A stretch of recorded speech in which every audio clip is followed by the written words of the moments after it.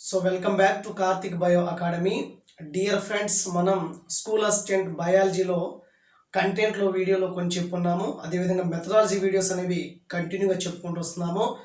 According to DSC syllabus ప్రకారం మనకి second unit ఏంటంటే aims and values of teaching biological science, జీవశాస్త్ర బోధన ఉద్దేశాలు విలువలు అనేటువంటి యూనిట్లో ఉన్నాము. దీనికి సంబంధించి 6 వీడియోస్, నియర్లీ 6 వీడియోస్ మన ఛానల్లో ఉన్నాయి. కార్తిక్ బయో అకాడమీ అనేటువంటి యూట్యూబ్ ఛానల్ని సెర్చ్ చేసి ప్లేలిస్ట్కి వెళ్ళి మీకు కావాల్సినటువంటి వీడియోని చూడగలరు. డోంట్ కన్ఫ్యూజ్, ఏం కన్ఫ్యూజ్ కావద్దు. అయితే మన సోర్స్ ఏంటంటే తెలుగు అకాడమీ బీఈడి మారినటువంటి న్యూ టెక్స్ట్ బుక్, అంటే జీవశాస్త్ర బోధన అభ్యాసన శాస్త్రం యూనిట్ 2లో మనకి ఇది లాస్ట్ టాపిక్. చాలా జాగ్రత్తగా గమనించండి. యూనిట్ 2లో యాక్చువల్గా 3 టాపిక్స్ ఉంటాయి. ఒకటి ఏంటంటే బోధన ఉద్దేశాలు ఎందుకు ఏంటి, విలువలు ఏంటి, జీవశాస్త్రం ఇతర సబ్జెక్టులతో అంటే ఇతర వాటితో ఎలాంటి సంబంధాన్ని కలిగి ఉంటుంది అనే 3 అంశాలు యూనిట్ 2లో ఉంటాయి. ఆల్రెడీ విలువల గురించి మనం మాట్లాడాము. తర్వాత జీవశాస్త్రం అనేది ఇతర సబ్జెక్టులతో ఏ విధంగా సంబంధం కలిగి ఉంది అనే అంశాన్ని కొత్త బుక్ నుంచి మనం నేర్చుకున్నాము. పాత బుక్లో నేను చెప్పలేదు. 3వ అంశం ఏంటంటే జీవశాస్త్రము, అభ్యాసనము, అదేవిధంగా ఉద్దేశాలు, విజ్ఞాన శాస్త్ర అభ్యాసన ఉద్దేశాలు అనే టాపిక్ 3 ఉంటాయి. యాక్చువల్గా టెక్స్ట్ బుక్లో ఆర్డర్ ఎలా ఉన్నా సరే మనం లాస్ట్లో ఎందుకు చెప్పానంటే ఇది కొంచెం కన్ఫ్యూజ్గా ఉంటుంది కాబట్టి ఈ యూనిట్లో మనం లాస్ట్ టాపిక్గా ఇది తీసుకోవడం జరిగింది.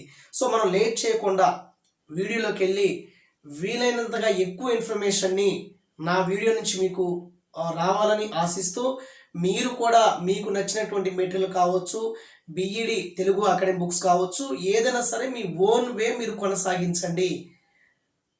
నా వీడియో చూడండి, అదేవిధంగా మీ ఓన్ ప్రిపరేషన్ మీరు కొనసాగించాలని, బాగా హార్డ్ వర్క్ కొనసాగించాలని, మీ ఓన్ వే కొనసాగించాలని, బాగా హార్డ్ వర్క్ చేయాలని మిమ్మల్ని అందరూ నేను కోరుకుంటున్నాను.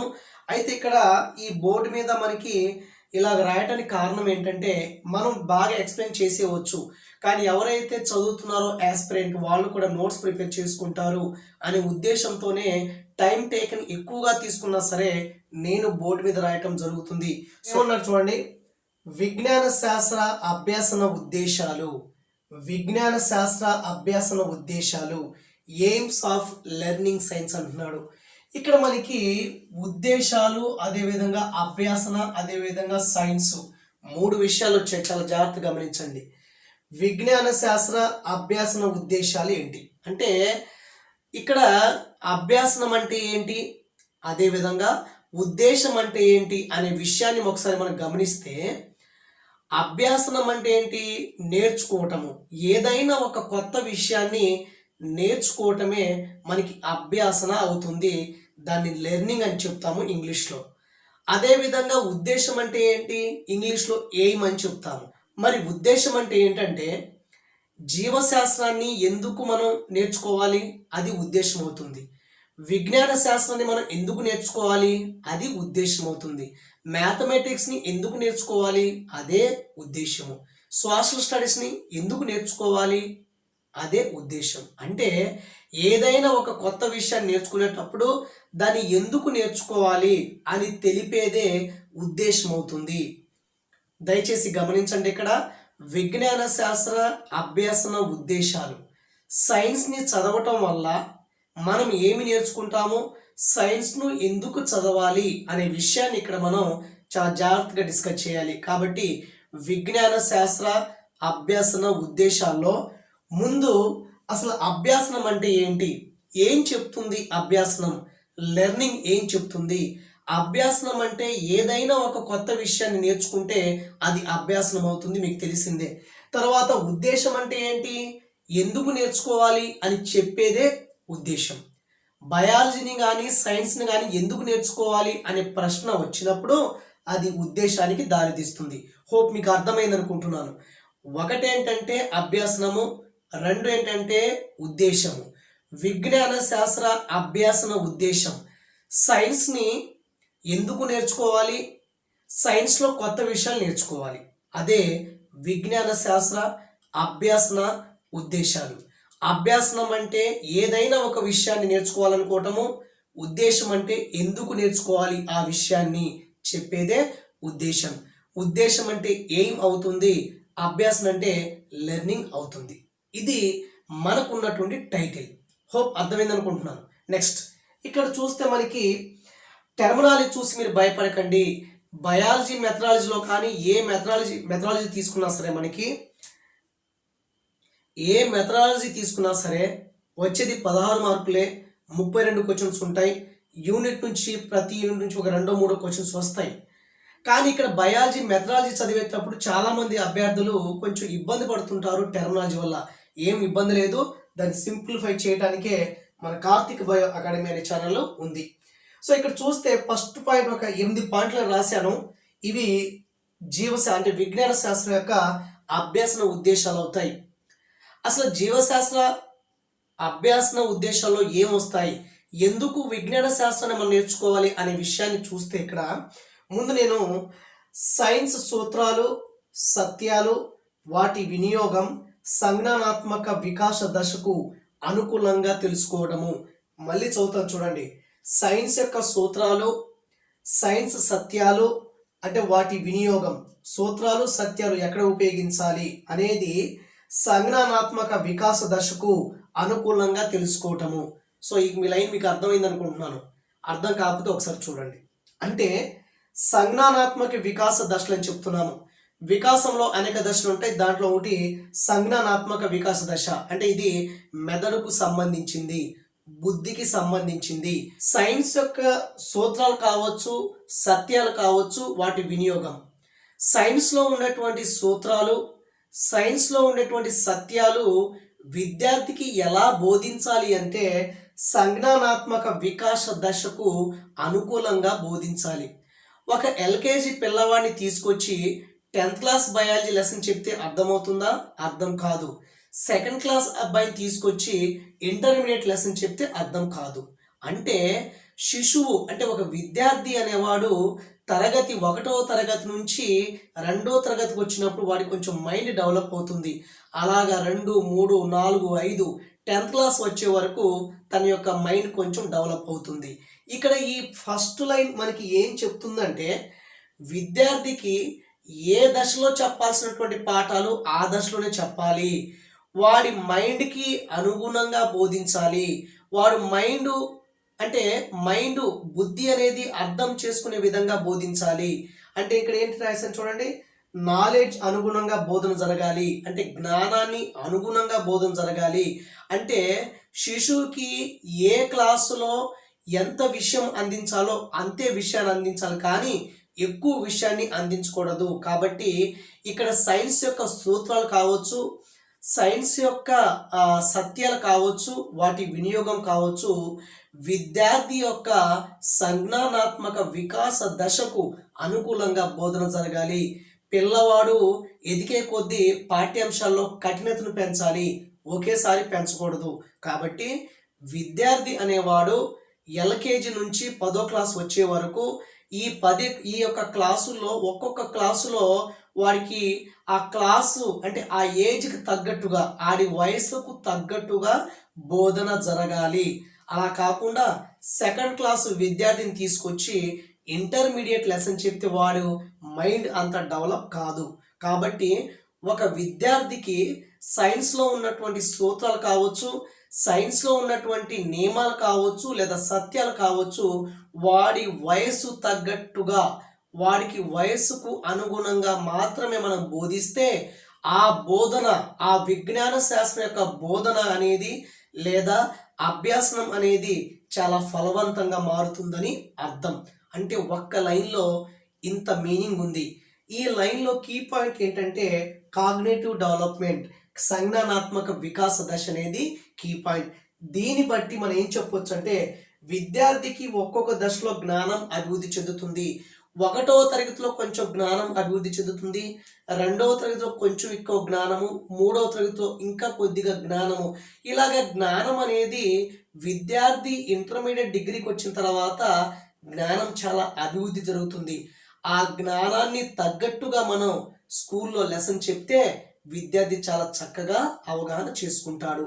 ఇది విజ్ఞాన శాస్త్ర అభ్యాసన ఉద్దేశాల్లో మొదటి పాయింట్. రెండోది ఏంటంటే ఇక్కడ చూడండి ఒకసారి, సెకండ్ పాయింట్ ఏంటంటే సైన్స్ యొక్క ప్రామాణీకరణకు అంటే వ్యాలిడేషన్కు దారి తీసే స్కిల్స్ను సంపాదన ప్రక్రియలు పద్ధతులు అర్థం. ఇక్కడ ఏంటంటే సైన్స్ యొక్క ప్రామాణీకరణ అంటే వ్యాలిడేషన్ అంటే ఇక్కడ ఈ యొక్క లైన్కి అర్థం ఏంటంటే సైన్స్లో ఏదైనా ఒక విషయాన్ని ధృవీకరణ జరగాలి. ఒక విద్యార్థికి విత్తనం ఎలా మొలకెత్తుతుంది అనే పాఠ్యాంశాన్ని బోధించేటప్పుడు ఆ విద్యార్థి అనేవాడు సొంతంగా ఒక విత్తనం వేసి ఆ విత్తనం ఎలా డెవలప్ అవుతుంది అని పరిశీలించినప్పుడు ఆ విద్యార్థి ఖచ్చితంగా సైన్స్ యొక్క ప్రామాణీకరణని వ్యాలిడేషన్ని నమ్ముతాడు లేదా ధృవీకరణ చేస్తాడు. ఈ రెండో పాయింట్ యొక్క ఇంపార్టెంట్ ఏంటంటే సైన్స్లో ఏ విషయాన్ని కూడా మనం ధృవీకరించి మాత్రమే తెలుసుకుంటాము, ప్రయోగం ద్వారా మాత్రమే తెలుసుకుంటాము. కాబట్టి సైన్స్లో ఏదైనా ఒక విషయాన్ని ఒక విద్యార్థి ఖచ్చితంగా ధృవీకరణ చేయాలి. ఎప్పుడు చేస్తాడు ధృవీకరణ అంటే ఆ విద్యార్థి ఆ పనిలో పాల్గొన్నప్పుడు మాత్రమే దాన్ని ధృవీకరణ చేస్తాడు. దాని ప్రకారమే మనకి ఇక్కడ సైన్స్ యొక్క అంటే విజ్ఞాన శాస్త్రం యొక్క ప్రామాణికీకరణకు దారితీసే నైపుణ్యాలు సంపాదించుకుంటాడు, ప్రక్రియలు పద్ధతుల్ని అర్థం చేసుకుంటాడు. అంటే ఒక విద్యార్థి సైన్స్ జీవశాస్త్రంలో ఒక లెసన్ విన్న తర్వాత ఆ లెసన్ అనేది తను సొంతంగా చేసి ప్రయోగం కానీ ఏదో ఒక ప్రాసెస్ చేసి ధృవీకరణ చేసుకుంటాడు. కాబట్టి విజ్ఞాన శాస్త్రం అనేది ఎప్పుడూ కూడా ప్రామాణీకరణగా ఉంటుంది. ధృవీకరణకి అనుకూలంగా ఉండేదే విజ్ఞాన శాస్త్రం. కాబట్టి విజ్ఞాన శాస్త్రాన్ని బోధించేటప్పుడు విద్యార్థి ప్రతి అంశాన్ని ధృవీకరణ చేయవలసిన అవసరం ఎంతైనా ఉన్నది అని చెప్పేదే మనకి సెకండ్ పాయింట్. తర్వాత సైన్స్ను నిరంతర సామాజిక సంస్థలాగా చూడాలి. సైన్స్ని ఎలా చూడాలంటున్నాడు? నిరంతర సామాజిక సంస్థలాగా చూడాలి. అదేవిధంగా సైన్స్ని అభినందించాలి మనం. ఎందుకంటే సైన్స్లో ఇక్కడ నిరంతర సామాజిక సంస్థ అంటున్నాడు. సైన్స్లో అనేది ఈరోజు డెవలప్ అయింది కాదు. సైన్స్ అనేది ఎప్పుడో పూర్వకాలం నుంచి సైన్స్ స్టార్ట్ అయిపోయి ఇంకా అభివృద్ధి చెందుతూనే ఉంది. సైన్స్లో అనేక కొత్త విషయాలు కనుక్కుంటున్నారు, అనేక ప్రయోగాలు చేస్తున్నారు. ఏదైనా ఒక వ్యాధి వస్తే దాని వ్యాక్సిన్ కనుక్కుంటున్నారు. అలాంటి సైన్స్ని నువ్వు ఖచ్చితంగా అభినందన తెలపాలి అని చెప్పేదే మూడో లైన్. కాబట్టి సైన్స్ని నిరంతరం సామాజిక సంస్థలా చూడాలి, ఒక మంచి సంస్థలాగా చూడాలి, దాని అభినందన తెలపాలి. సైన్స్లో వచ్చేటువంటి ప్రతి విషయాన్ని గమనించుకుంటూ రోజువారీ జరిగేటువంటి అభివృద్ధిని చూడాలి మనం. సాధారణంగా మనకి రోజు కూడా శాస్త్రవేత్తలు అనేక కొత్త విషయాలు కనుక్కుంటుంటారు, అనేక సూక్ష్మజీవనాశకాలు కనిపెడతారు, అనేక ప్రయోగాలు చేస్తుంటారు. వీటన్నిటినీ విద్యార్థులు నిశ్చితంగా గమనించి ఆ సైన్స్ని లేదా విజ్ఞాన శాస్త్రాన్ని నిరంతరం ఒక సామాజిక సంస్థలో చూసి దాన్ని అభినందన తెలపాలి అని చెప్పేదే మనకి థర్డ్ పాయింట్ అవుతుంది. తర్వాత ఫోర్త్ పాయింట్ ఏంటంటే సైన్స్ యొక్క అభివృద్ధిని అర్థం చేసుకుంటాడు. సైన్స్ యొక్క అభివృద్ధిని అర్థం చేసుకుంటాడు. విజ్ఞాన శాస్త్రం యొక్క అభ్యాసన ఉద్దేశం ఏంటంటే యాక్చువల్గా ఇలా అభ్యాసన ఉద్దేశాల్లో విద్యార్థి అనేవాడు సైన్స్ యొక్క అభివృద్ధిని అర్థం చేసుకుంటాడు. సైన్స్ అనేది పూర్వకాలం నుంచి ఇప్పటి వరకు ఎలా అభివృద్ధి చెందింది, ఆ అభివృద్ధి క్రమాన్ని విద్యార్థి తెలుసుకొని దాన్ని అభినందన తెలుపుతాడు. ఇది 4వ పాయింట్. సో తర్వాత వెరీ ఇంపార్టెంట్, పని ప్రపంచంలోకి ప్రవేశించుటకు అవసరమైన ప్రాక్టికల్ నాలెడ్జ్, ప్రాయోగిక జ్ఞానం అని చెప్తాము. అదేవిధంగా ఆచరణీయ సాంకేతిక నైపుణ్యాలు సాధించడం. ఇక్కడ మనకి కీ పాయింట్ ఏంటంటే ప్రాక్టికల్ నాలెడ్జ్ అని ఇంగ్లీష్లో ఇచ్చాడు. తర్వాత మనకి టెక్నాలజికల్ అంటే టెక్నికల్ స్కిల్స్ అని చెప్తాము. ఇక్కడ 5వ పాయింట్ ఏం చెప్తుందంటే ప్రాక్టికల్ నాలెడ్జ్ని చెప్తుంది. మన సైన్స్ని ఏదైనా ఒక లెసన్ చెప్పిన తర్వాత విద్యార్థి అనేవాడు ల్యాబొరేటరీకి వెళ్ళి దాని మీద ప్రయోగాలు కండక్ట్ చేస్తాడు. అంటే విద్యార్థుల్లో ఈ ప్రాక్టికల్ నాలెడ్జ్ని డెవలప్ చేయాలంటే మంచి విజ్ఞాన శాస్త్ర అభ్యాసన ఉద్దేశాలు ఉండాలి. అసలు విజ్ఞాన శాస్త్రం ఉద్దేశం ఎలా ఉండాలి అంటే ఒక విద్యార్థిలో ప్రాయోగిక జ్ఞానం డెవలప్ అవటానికి అనుకూలంగా ఉండాలి. ఒక విద్యార్థిలో ప్రయోగం చేసే సామర్థ్యాన్ని అందించాలి విజ్ఞాన శాస్త్ర ఉద్దేశం. ఏ విద్యార్థి అయితే ప్రయోగాలు చేసి చక్కగా ఫలితాన్ని రాబడతాడో ఆ విద్యార్థిలో ఖచ్చితంగా విజ్ఞాన శాస్త్ర ఉద్దేశాలను నెరవేరుతాయి. అసలు ఉద్దేశం అంటే మీకు తెలుసు కదా, ఉద్దేశం అంటే ఏంటి? ఏదైనా అంటే విజ్ఞాన శాస్త్రం ఎందుకు బోధించాలనేది, ఎందుకు నేర్చుకోవాలనేది అభ్యాసం ఇక్కడ. కాబట్టి విద్యార్థులు మనం ప్రాక్టికల్ నాలెడ్జ్ని డెవలప్ చేస్తే అది మనకి ఉద్దేశం అనేది నెరవేరినట్లు లెక్క. తర్వాత మనకి ఇక్కడ ఇంక చూస్తే ఈ ప్రయోగశాలలో మనం కెమికల్స్ ఎలా వాడాలి, అక్కడ ఉన్నటువంటి పిప్పెట్టు బ్యూరెట్లు ఎలా దాంట్లో మనం లిక్విడ్ అయి తీసుకోవాలి, మైక్రోస్కోప్ ఎలా అబ్జర్వ్ చేయాలి, చార్ట్లని ఎలా చూడాలి, అటువంటి ప్రాయోగిక విజ్ఞానాన్ని లేదా ప్రాయోగిక జ్ఞానాన్ని అంటే ప్రాక్టికల్ నాలెడ్జ్ని పిల్లలకు అందించగలిగితే అప్పుడు మనకి విజ్ఞాన శాస్త్రంలో మనం అనుకున్నటువంటి ఉద్దేశాలు అనేవి నెరవేరినట్టు. తర్వాత మనకి ఆచరణీయ సాంకేతిక నైపుణ్యాలు సాధించడం అంటే ఏదైనా విద్యార్థి చేత కొత్త పరికరాన్ని తయారు చేయించడం. ప్రయోగశాలలో వాడు ఏం చేస్తాడంటే అనేక విషయాలు పరిగణనలో తీసుకొని కొత్త కొత్త పరికరాల్ని తయారు చేస్తాడు. అప్పుడు విద్యార్థుల్లో ఖచ్చితంగా మనకి ఆ యొక్క టెక్నాలజికల్ స్కిల్ డెవలప్ అవుతాయి. మరి తయారు చేసినటువంటి పరికరాన్ని ఎలా ఉపయోగించుకుంటాడు లేదా ఎలా ఉపయోగించుకోవాలో కూడా విద్యార్థి మనకు తెలియచేస్తాడు. కాబట్టి ఇక్కడ రెండే విషయాలు మీరు గుర్తుపెట్టుకోండి. ప్రయోగశాల యొక్క జ్ఞానాన్ని పిల్లలకు అందించాలి మనం. రెండోది టెక్నాలజికల్ స్కిల్ అంటే సాంకేతిక నైపుణ్యాలు కూడా పిల్లలకు అందించాలి. అంటే ఒక విద్యార్థికి కొత్త పరికరము ఎలా తయారు చేయాలో చెప్పాలి, ఆ పరికరాన్ని ఎలా ఉపయోగించుకోవాలో విద్యార్థి మనకు తెలియచేస్తాడు. కాబట్టి ఈ రెండు స్కిల్స్ ప్రాక్టికల్ నాలెడ్జి అదేవిధంగా టెక్నాలజికల్ స్కిల్స్ అనే సాంకేతిక నైపుణ్యాలు విద్యార్థికి అందించగలిగితే మన విజ్ఞాన శాస్త్ర ఉద్దేశాలు అనేవి నెరవేరినట్టు లెక్క అవుతుంది అనమాట. తర్వాత యాక్చువల్గా ఇక్కడ మనం చూస్తే ఈ సైన్స్లో కావచ్చు సాంకేతిక శాస్త్రంలో కావచ్చు విద్యార్థుల్లో ఏం పెంపొందించాలి మనం.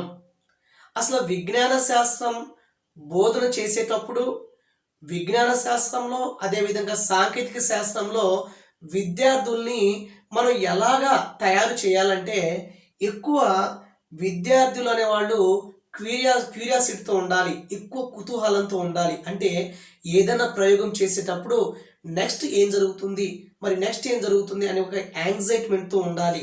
అదేవిధంగా ఒక విద్యార్థి ఈ మైమోసా పూడిక అత్తిపత్తి ప్లాంట్ ఉంది, టచ్ మీ నాట్ ప్లాంట్ అని చెప్తాము. దాన్ని ముట్టుకుంటే ఆ ప్లాంట్ ముడుచుకుపోతుంది, మరి ఎందుకు ఆ ప్లాంట్ ముడుచుకుంటుంది అనే విషయాన్ని విద్యార్థి చాలా క్యూరియాసిటీతో అబ్జర్వ్ చేస్తుంటాడు. కాబట్టి విజ్ఞాన శాస్త్రంలో మనకి అభ్యాసన ఉద్దేశాలు తయారు చేసేటప్పుడు ఎలా ఉండాలంటే ఉద్దేశాలు ఎక్కువ క్యూరియాసిటీతో ఉండాలి. అదేవిధంగా విజ్ఞాన శాస్త్రం యొక్క బోధనలో ఉద్దేశాల్ని బాగా అవగాహన చేసుకున్నటువంటి విద్యార్థి ఎలా ఉంటాడంటే క్యూరియాసిటీతో ఉంటాడు. తర్వాత విజ్ఞాన శాస్త్రం యొక్క విద్యార్థులు ఎస్థెటిక్ సెన్స్ని కలిగి ఉంటాడు, అంటే సౌందర్యాత్మక విలువని కలిగి ఉంటారు. అంటే ఏంటి? ప్రకృతిని ప్రేమిస్తాడు, ప్రకృతిలో జరిగే చర్యలకి అభినందన తెలుపుతాడు.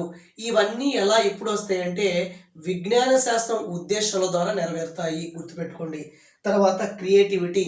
ఒక విద్యార్థి 10 మంది ఆలోచించిన దానికంటే భిన్నంగా ఆలోచించి కొత్త కొత్త విషయాల్ని తయారు చేస్తున్నాడు అనుకోండి, ఆ విద్యార్థికి క్రియేటివిటీ ఉన్నట్లు లెక్క. కాబట్టి విజ్ఞాన శాస్త్ర ఉద్దేశాల్లో క్యూరియాసిటీ, ఎస్థెటిక్ సెన్స్ అంటే సౌందర్యాత్మక విలువ, అదేవిధంగా క్రియేటివిటీని విద్యార్థుల్లో మనం పెంపొందించాలని చెప్తున్నాడు.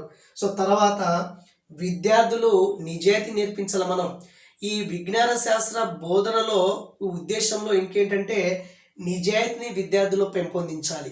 నిజాయితీ అంటే ప్రయోగాలు చేసేటప్పుడు పక్కవాడి చూడకుండా తను ఏవైతే ప్రయోగాలు చేశాడో ఆ ఫలితాలని ఖచ్చితంగా నమోదు చేస్తాడు. కాబట్టి విద్యార్థుల్లో ఈ నిజాయితీ ఉన్నట్టు లెక్క.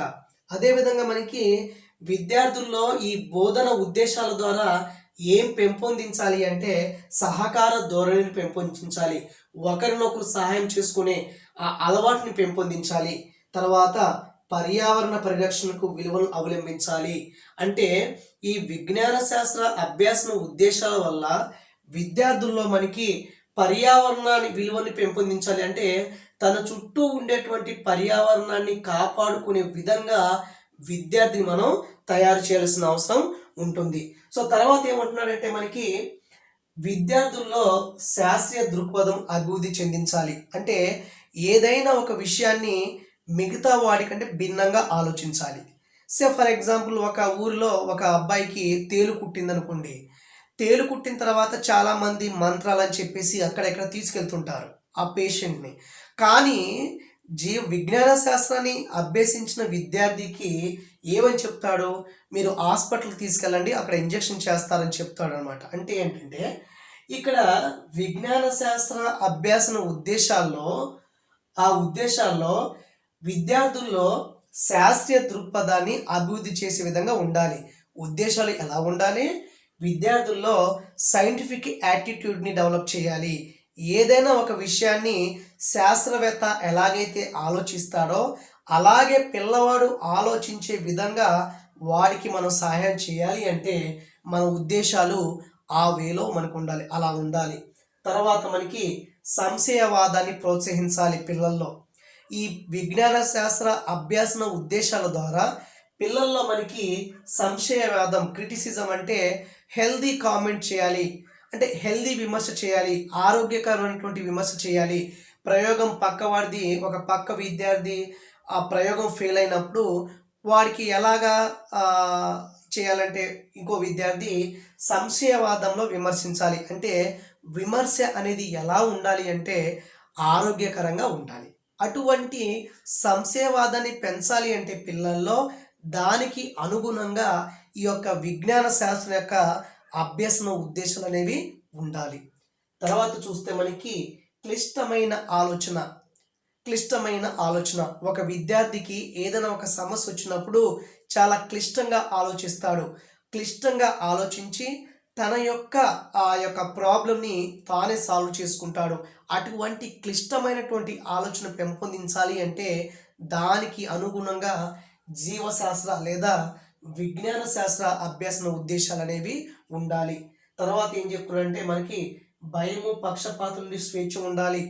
విజ్ఞాన శాస్త్ర ఉద్దేశాలు ఎలా ఉండాలంటే, ఎలా తయారు చేయాలంటే విద్యార్థులకి భయం కానీ పక్షపాతం ఉండకుండా స్వేచ్ఛగా నిర్ణయాలు తీసుకునే విధంగా ఉండాలి. అయితే ఈ టాపిక్ మనం ఏం చెప్తుందంటే విజ్ఞాన శాస్త్ర అభ్యాసన ఉద్దేశాలు మనం చెప్తుంది. ఉద్దేశాలు అంటే ఎలా ఉండాలి, ఉద్దేశాలు ఇలా ఉంటే పిల్లవాడు బాగా అభివృద్ధి చెందుతాడు అనే విషయాన్ని మనకు వివరించేదే విజ్ఞాన శాస్త్ర అభ్యాసన ఉద్దేశం. సో మనకి తర్వాత మనకి ఏంటంటే యాక్చువల్గా మనం నేర్చుకున్న టాపిక్ ఏంటంటే సైన్స్ యొక్క బోధన ఉద్దేశాలు లేదా అభ్యాసన ఉద్దేశాలు, సైన్స్ లెర్నింగ్ ఎయిమ్స్ అని నేర్చుకుంటున్నాము. దాంట్లో మనకి NCF 2005 ప్రకారము, నేషనల్ కరికులం ఫ్రేమ్వర్క్ 2005 ప్రకారము మరి సైన్స్ యొక్క అభ్యాసన ఉద్దేశాలు ఎలా ఉండాలంటే, సైన్స్ యొక్క మనకి లెర్నింగ్ ఎయిమ్స్ ఎలా ఉండాలి అంటే విద్యార్థికి ప్రామాణికమైనదిగా ఉండాలి. విద్యార్థికి ప్రామాణికరంగా ఉండాలి. అంటే ట్రూ టు స్టూడెంట్ అనమాట. ట్రూ టు స్టూడెంట్ అంటే విద్యార్థి ప్రామాణికమైనది ఎలా ఉండాలంటే మనకి ఈ సైన్స్ యొక్క అభ్యాసన ఉద్దేశాలు, సైన్స్ యొక్క లెర్నింగ్ ఎయిమ్స్ ఎలా ఉండాలి అంటే ఆ ఉద్దేశాలు ఎలా ఉండాలంటే విద్యార్థికి అర్థవంతంగా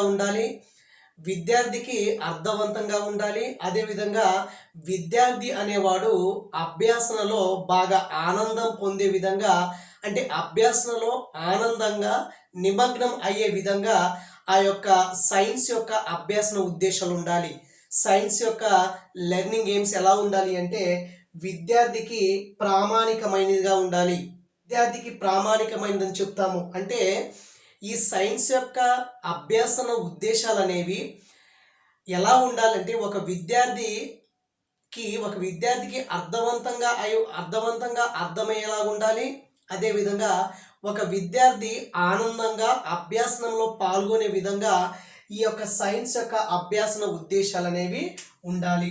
తర్వాత మనకి సైన్స్ యొక్క అభ్యాసన ఉద్దేశాలు, సైన్స్ యొక్క లెర్నింగ్ ఎయిమ్స్ ఎలా ఉండాలి అంటే వాస్తవ జీవితానికి అనుగుణమైనది ఉండాలి. ట్రూ టు లైఫ్, వాస్తవ జీవితానికి అనుగుణమైనదిగా ఉండాలి. అంటే ఇక్కడ చూస్తే మనకి ఒక స్టూడెంట్ తన చుట్టూ ఉండేటువంటి పరిసరాలతో, అదేవిధంగా తన చుట్టూ ఉన్నటువంటి వాతావరణాన్ని అర్థం చేసుకునే విధంగా మనకి సైన్స్ యొక్క అభ్యాసన ఉద్దేశాలు ఉండాలి.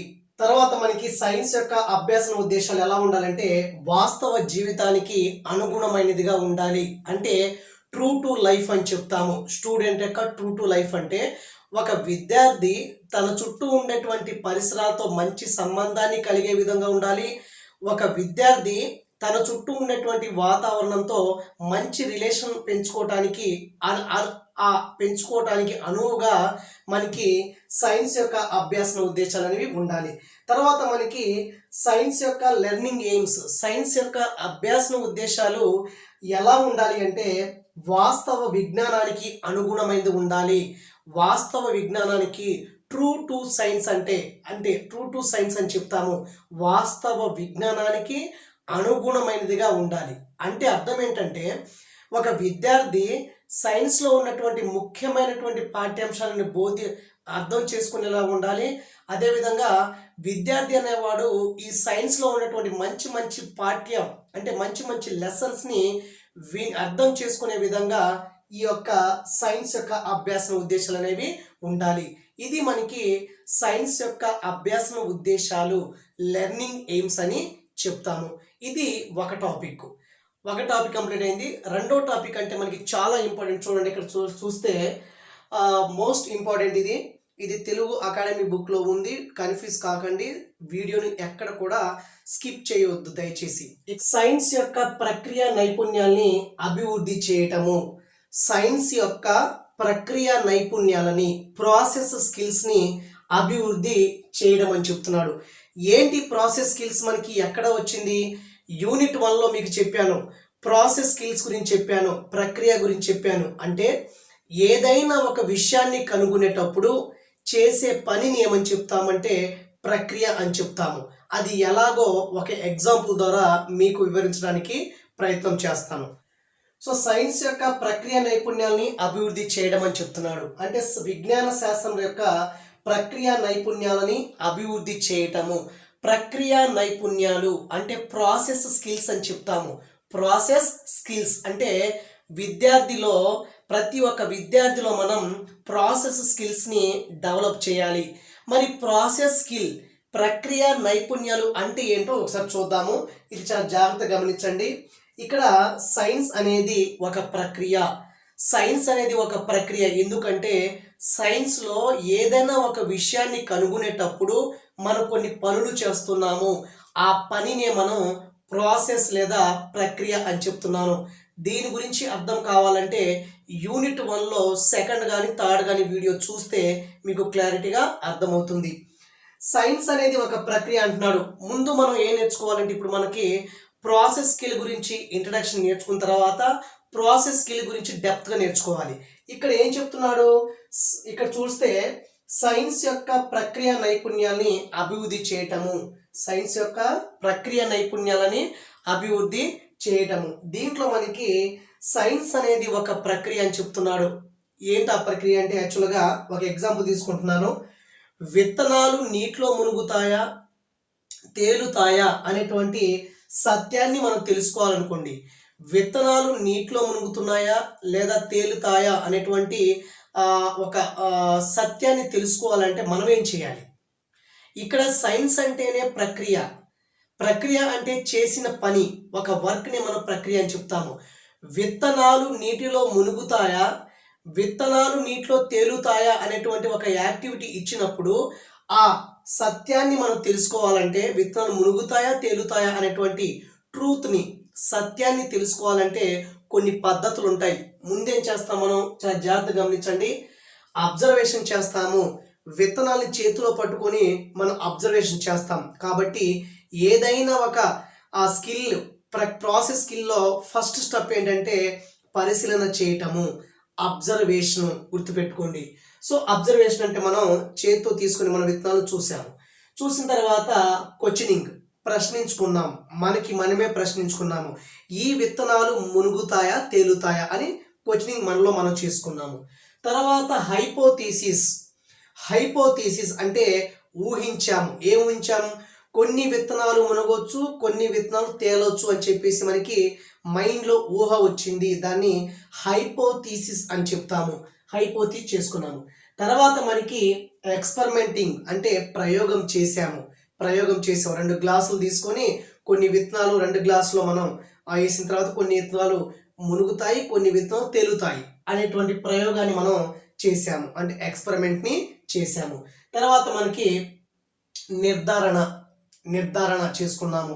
అంటే కొన్ని విత్తనాలు తేలుతాయని, కొన్ని విత్తనాలు మునుగుతాయని చెప్పేసి మనం నిర్ధారణ చేసుకున్నాం. తర్వాత ప్రయోగ ఫలితాలని అనాలిసిస్ చేసాము. రిజల్ట్ని అనాలిసిస్ చేసి కొన్ని విత్తనాలు మునుగుతాయి, కొన్ని విత్తనాలు తేలుతాయి అనేటువంటి సత్యాన్ని మనం కనుక్కున్నాము. అంటే ఒక సత్యాన్ని కనుక్కునేటప్పుడు మనం పని చేసాము కదా. ఏం పని చేసాము? అబ్జర్వేషన్ చేసాము, అంటే విత్తనాన్ని పరిశీలన చేసాము. క్వశ్చనింగ్ మనలో మనం ప్రశ్నించుకున్నాము, తేలుతాయా మునుగుతాయని. తర్వాత హైపోథీసిస్ చేసుకున్నాము, ఊహించాము మనం.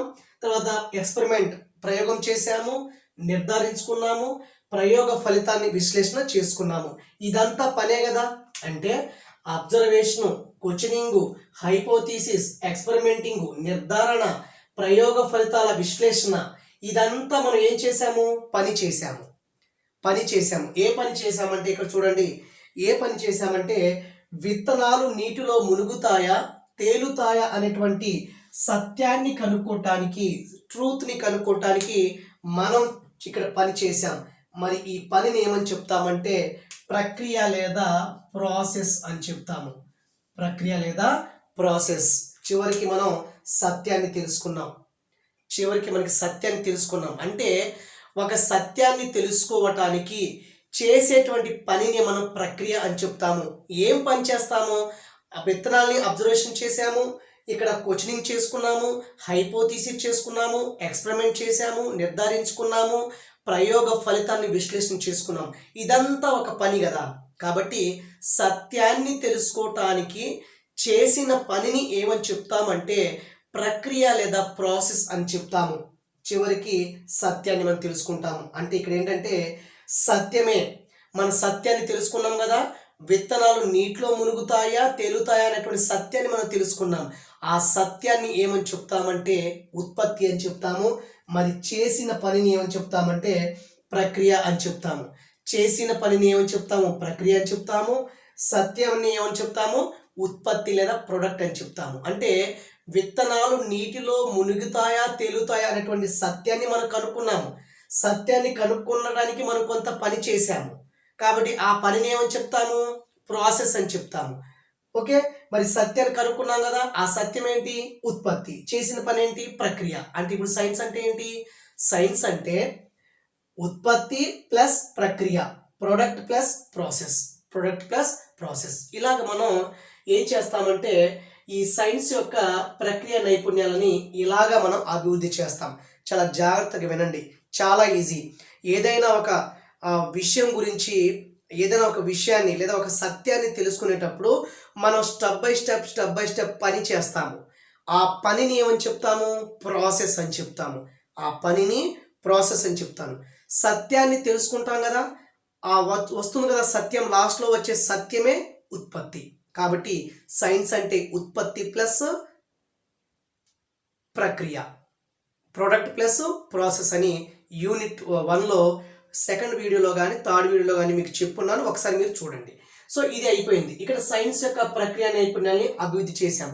మరి ఎందుకు నేర్చుకుంటున్నామంటే సైన్స్ యొక్క ప్రక్రియ నైపుణ్యాలు ఎందుకు నేర్చుకుంటున్నామంటే తరువాత మనం విద్యార్థుల్లో ఈ ప్రక్రియ నైపుణ్యాన్ని పెంపొందించాలి. కాబట్టి ముందుగా మనం సైన్స్ యొక్క ప్రక్రియ నైపుణ్యాలను తెలుసుకుంటే తర్వాత విద్యార్థిలో ఈజీగా మనం ఇన్సర్ట్ చేయవచ్చు లేదా డెవలప్ చేయవచ్చు.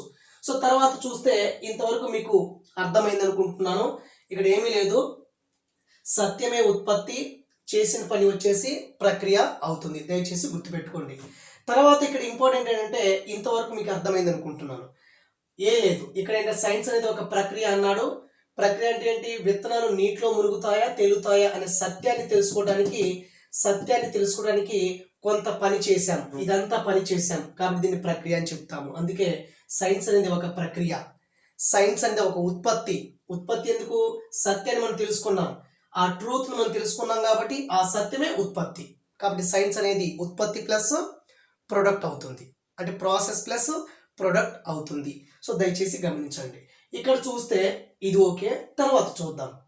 సత్యాన్వేషణ కోసం శాస్త్రవేత్తలు ఉపయోగించే ప్రక్రియకు సంబంధించిన నైపుణ్యాలే సైంటిఫిక్ ప్రాసెస్ స్కిల్స్ అని చెప్తాము. సత్యాన్ని అన్వేషణ కోసం శాస్త్రవేత్తలు ఉపయోగించే ప్రక్రియ నైపుణ్యాలు అంటే సత్యాన్ని తెలుసుకోవటానికి, ట్రూత్ని తెలుసుకోవటానికి ప్రతి శాస్త్రవేత్త కొంత స్కిల్ని, కొంత ప్రాసెస్ స్కిల్ని, ప్రక్రియ నైపుణ్యాలని డెవలప్ చేసుకుంటాడు లేదా ఉపయోగిస్తాడు. వీటిని ఏమని చెప్తామంటే సైంటిఫిక్ ప్రాసెస్ స్కిల్స్, శాస్త్రీయ ప్రక్రియ నైపుణ్యాలు. అంటే శాస్త్రవేత్తలు ఏదైనా ఒక విషయాన్ని కనుగొనేటప్పుడు వాళ్ళు ఉపయోగించే పద్ధతి శాస్త్రీయ పద్ధతి, సైంటిఫిక్ మెథడ్. వాళ్ళు ఉపయోగించే స్కిల్, ప్రాసెస్ స్కిల్ అంటే మనకి సైంటిఫిక్ ప్రాసెస్ స్కిల్. సో శాస్త్రవేత్తలు ఉపయోగించినటువంటి ఈ స్కిల్స్ని, ఈ నైపుణ్యాలని మన విద్యార్థుల్లో అభివృద్ధి పరచాలి. శాస్త్రవేత్తలు ఉపయోగించినటువంటి సైంటిఫిక్ ప్రాసెస్ స్కిల్స్ ఉన్నాయి కదా, సైంటిఫిక్ ప్రాసెస్ స్కిల్స్ని విద్యార్థుల్లో కూడా మనం డెవలప్ చేయాలి. కాబట్టి ప్రతి శాస్త్రవేత్త ఏదైనా ఒక విషయాన్ని కనుగొనేటప్పుడు తాను ఉపయోగించేటువంటి స్కిల్స్ని ఏమని చెప్తామంటే సైంటిఫిక్ ప్రాసెస్ స్కిల్స్ అని చెప్తాము. ఇవి విద్యార్థుల్లో మనం బాగా తర్వాత డెవలప్ చేయాలి. ఓకే, ఇక్కడ చూస్తే అసలు what is meant by scientific process skills, ఏముంటాయి సైంటిఫిక్ ప్రాసెస్ స్కిల్స్లో అంటే సైంటిఫిక్ ప్రాసెస్ స్కిల్స్ అంటే ఏంటంటే యాక్చువల్గా అయితే ఈ నైపుణ్యాలు ఏముంటాయంటే సైంటిఫిక్ ప్రాసెస్ స్కిల్స్, శాస్త్రీయ ప్రక్రియ నైపుణ్యాలు. ఇవి శాస్త్రవేత్తల్లో ఉంటాయి, శాస్త్రవేత్తలు ఉపయోగిస్తారు. వీటినే విద్యార్థుల్లో మనం ఉపయోగించగలగాలి. అది తర్వాత ఏదైనా ఒక మెథడాలజీలో విషయం చెప్పినప్పుడు తరగతి గదికి ఖచ్చితంగా మనం అప్లై చేయాలి. ఇక్కడ చూస్తే సైంటిఫిక్ ప్రాసెస్ స్కిల్స్ అని చెప్తున్నాను. ఏంటంటే దీంట్లో ఫస్ట్ స్టెప్ అబ్జర్వేషన్ చేయటము, పరిశీలన చేయటం. ఇవన్నీ ఒకటే, మ్యాక్సిమం దగ్గర సంబంధం కలిగి ఉంటాయి. సైన్స్ యొక్క ప్రక్రియ నైపుణ్యాలన్నా సైంటిఫిక్ ప్రాసెస్ స్కిల్ అన్నా ఒకటే. ఇక్కడ సైంటిస్టులు ఎలాంటివి ఉపయోగిస్తారంటే సైంటిస్టులు ఉపయోగించేటువంటి ప్రాసెస్ స్కిల్స్ ఎలా ఉంటాయంటే ముందు పరిశీలన చేస్తారు, అబ్జర్వేషన్ చేస్తారు, ప్రశ్నించుకోవటము క్వశ్చనింగు, పరికల్పన చేయటము హైపోథీసిస్ అండ్ ప్రయోగం చేయటము ఎక్స్పెరిమెంట్ చేస్తాడు, నిర్ధారించుకుంటాడు అంటే వర్గీకరించాడు క్లాసిఫైయింగ్ చేస్తాడు, నమూనాలు తయారు చేస్తాడు, భావాన్ని వ్యక్తీకరణ చేస్తాడు. అంటే సైంటిఫిక్ ప్రాసెస్ స్కిల్స్లో ఏమి ఉంటాయి, ఏ స్కిల్స్ ఉంటాయి? ఏదన్నా ఒక విషయం ముందు ఏం చేస్తాడు? పరిశీలన చేస్తాడు, తర్వాత ప్రశ్నించుకుంటాడు, తర్వాత పరికల్పన చేయటం, తర్వాత ప్రయోగం చేయటం, తర్వాత నిర్ధారించుకోవటం, తర్వాత వర్గీకరించడం, తర్వాత నమూనాలు తయారు చేయటం, మోడల్స్ తయారు చేయటం లేదా భావ వ్యక్తీకరణ. సో ఇంతవరకు ఈ యొక్క అంటే సైన్స్ నుంచి సైంటిఫిక్ ప్రాసెస్ ఈ స్కిల్స్ అన్ని ఒకటే. ఈ ఏరియా మనకి ఏం చెప్తుందంటే విజ్ఞాన శాస్త్రంలో ఉన్నటువంటి ప్రాసెస్ స్కిల్స్ గురించి చెప్తుంది. అదేవిధంగా శాస్త్రవేత్తలు ఉపయోగించేటువంటి సైంటిఫిక్ స్కిల్ గురించి చెప్తుంది. మొత్తానికి ఏం చెప్తుంది ఇది? సైంటిఫిక్ ప్రాసెస్ స్కిల్స్ అంటే ప్రక్రియ నైపుణ్యాల గురించి చెప్తుంది.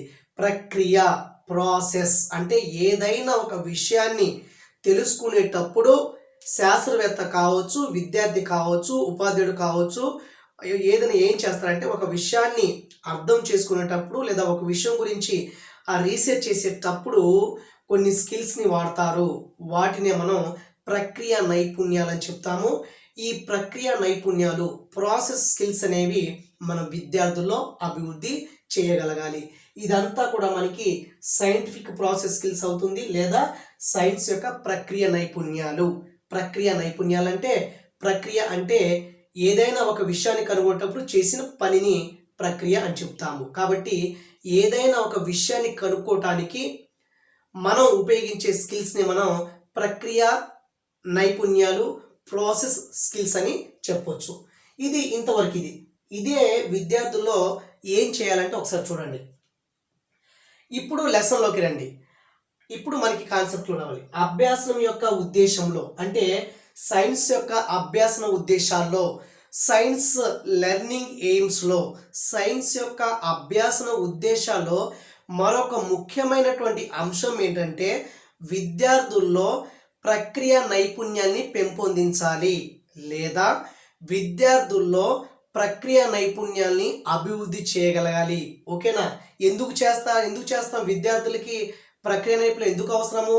వాళ్ళు ప్రయోగం చేసినప్పుడు కావాలి, వాళ్ళు నిత్య జీవితంలో ఒక సమస్యని ఎదుర్కొనేటప్పుడు దాన్ని ఎలా సాల్వ్ చేసుకోవాలో వాళ్ళకి కావాలి కదా. కాబట్టి ప్రతి విద్యార్థికి ఈ ప్రక్రియ నైపుణ్యాలు అనేవి అవసరం. కాబట్టి మనం ఏం చేయాలంటే ఈ ప్రక్రియ నైపుణ్యాలని, ప్రాసెస్ స్కిల్స్ని విద్యార్థుల్లో ఇన్సర్ట్ చేయాలి. కాబట్టి సైన్స్ యొక్క అభ్యాసన ఉద్దేశాల్లో మరో ముఖ్యమైనటువంటి అంశం ఏంటంటే మనకి ప్రక్రియ నైపుణ్యాలని అభివృద్ధి చేయటం. వీటిని ప్రక్రియ నైపుణ్యాలని అభివృద్ధి చేయటం, ప్రాసెస్ స్కిల్స్ని డెవలప్ చేయాలి విద్యార్థుల్లో మనం. అదే మనకి సైన్స్ అభ్యాసన ఉద్దేశాల్లో ఉన్నటువంటి మరొకమైనటువంటి అంశం. తర్వాత చూస్తే మరి ఈ ప్రక్రియ నైపుణ్యాలు ఏం చేస్తాయంటే వ్యక్తుల్ని బాధ్యతాయుతమైన వ్యక్తులుగా తయారు చేస్తాయి. ఇవి ఏ వ్యక్తిలో కానీ ఏ విద్యార్థిలో కానీ ఇటువంటి ప్రక్రియ నైపుణ్యాలు, ప్రాసెస్ స్కిల్స్ ఉంటే ఆ వ్యక్తి కానీ ఆ విద్యార్థి కానీ బాధ్యతాయుతంగా ఉంటాడు. అదేవిధంగా ఈ ప్రక్రియ నైపుణ్యాలు అనేవి, ఈ ప్రాసెస్ స్కిల్స్ అనేవి విద్యార్థుల్లో కానీ వ్యక్తుల్లో కానీ చాలా దీర్ఘకాలికంగా ఉంటాయి. దీర్ఘకాలికంగా తనలో ఉండి ఏదైనా సమస్యని ఎదుర్కొన్నప్పుడు వాళ్ళు సాల్వ్ చేసుకుంటారు. ఓకేనా? ఇక్కడ ఈ ప్రక్రియ నైపుణ్యాలు ఎందుకు ఉపయోగపడతాయంటే బాధ్యతాయుతమైన వ్యక్తులుగా తయారు చేస్తుంది ప్రక్రియ నైపుణ్యాలు, బాధ్యతాయుతమైన విద్యార్థులుగా తయారు చేస్తుంది, బాధ్యతాయుతమైన ఉపాధ్యాయులుగా తయారు చేస్తుంది ప్రక్రియ నైపుణ్యాలు. ప్రాసెస్ స్కిల్స్ ఇవి దీర్ఘకాలికంగా ఉంటాయి, మనకి దీర్ఘకాలికంగా ఉపయోగపడుతుంటాయి, మనతో ఉండి మన కోసం ఉపయోగపడుతుంటాయి. సో మరి తరగతి గదుల్లో ఈ ప్రక్రియ నైపుణ్యాలను, ప్రాసెస్ స్కిల్స్ని ఎప్పుడు ఉపయోగిస్తాం మనం? ఈ ప్రాసెస్ స్కిల్ని మనం ఎప్పుడు ఉపయోగించాలి అంటే విద్యార్థి ఏదైనా ఒక సమస్యని ఎదుర్కొన్నప్పుడు, విద్యార్థి అనేవాడు నిత్య జీవితంలో ఒక సమస్య ఎదుర్కొన్నప్పుడు ఆ టైంలో మనం ఇటువంటి ప్రక్రియ నైపుణ్యాన్ని ఉపయోగిస్తే, ప్రాసెస్ స్కిల్స్ని ఉపయోగిస్తే వాడు ఏం చేస్తాడు? ఆ సమస్యని అబ్జర్వేషన్ చేస్తాడు, క్వశ్చనింగ్ చేసుకుంటాడు, హైపోథిసిస్ చేస్తాడు, ఎక్స్పెరిమెంట్ చేసుకుంటాడు, నిర్ధారించుకుంటాడు, ఫలితాల్ని విశ్లేషణ చేసుకుంటాడు. అంటే ఇలా చేసిన పనే కదా, అది ప్రక్రియ కదా, అదనమాట ఇక్కడ లింక్ అనమాట. కాబట్టి ఎప్పుడు ఉపయోగిస్తామంటే విద్యార్థి ఏదైనా ఒక సమస్యను ఎదుర్కొన్నప్పుడు ఈ ప్రక్రియ నైపుణ్యాన్ని మనం ఉపయోగిస్తాం. అప్పుడు విద్యార్థి ఈ స్టెప్ను ఉపయోగించి తన సమస్యని పరిష్కరించుకుంటాడు. ఈ స్టెప్స్ అన్నీ కూడా ఈ స్టెప్లు కానీ పనిని తెలియచేస్తాయి, చేసిన పనిని తెలియచేస్తాయి. మరి చేసిన పనే ప్రక్రియ అని చెప్తాము. ఇదంతా కూడా ప్రక్రియ, ఇవన్నీ కూడా ప్రక్రియ. కాబట్టి ప్రక్రియ నైపుణ్యాలని విద్యార్థులకి ఎప్పుడు ఉపయోగిస్తామంటే విద్యార్థికి ఏదైనా ఒక సమస్య వచ్చినప్పుడు అప్పుడు మనం ఈ ప్రాసెస్ స్కిల్స్ని విద్యార్థికి అందచేయాలి లేదా అభివృద్ధి చేయాలి. అప్పుడు వాడు ఏం చేస్తాడు? సమస్యని పరిష్కరించుకుంటాడు. తర్వాత చూస్తే మనం నౌవే డేస్ మనకి స్కూల్లో కానీ ఇప్పుడున్నటువంటి సమాజంలో మనం ఈ ప్రాసెస్ స్కిల్స్ని, నేను ఇంగ్లీష్లో చెప్తున్నాను, ప్రాసెస్ స్కిల్స్ని, ప్రక్రియ నైపుణ్యాలని ఎలా వాడుతున్నాం తెలుసా? ప్రస్తుతానికి మనం ఎలా వాడుతున్నామంటే ఈ యొక్క ప్రాసెస్ స్కిల్స్ని విద్యార్థుల యొక్క పరీక్షల్లో ఉత్తీర్ణత శాతం పెంచడానికి వాడుతున్నాము. యాక్చువల్గా ప్రక్రియ నైపుణ్యాలు ఎందుకు? ఏదైనా ఒక విద్యార్థి సమస్యలో ఇరుక్కున్నప్పుడు ఆ సమస్యను సాల్వ్ చేయటానికి అతడికి ఉపయోగపడేటువంటి నైపుణ్యాలే ప్రక్రియ నైపుణ్యాలని చెప్తున్నాము. కానీ మనం ప్రస్తుతం ఎలా వాడుతున్నాము? పరీక్షల్లో రిజల్ట్ని పెంచుకోవడానికే ఈ ప్రక్రియ నైపుణ్యాన్ని మనం వాడుతున్నాము.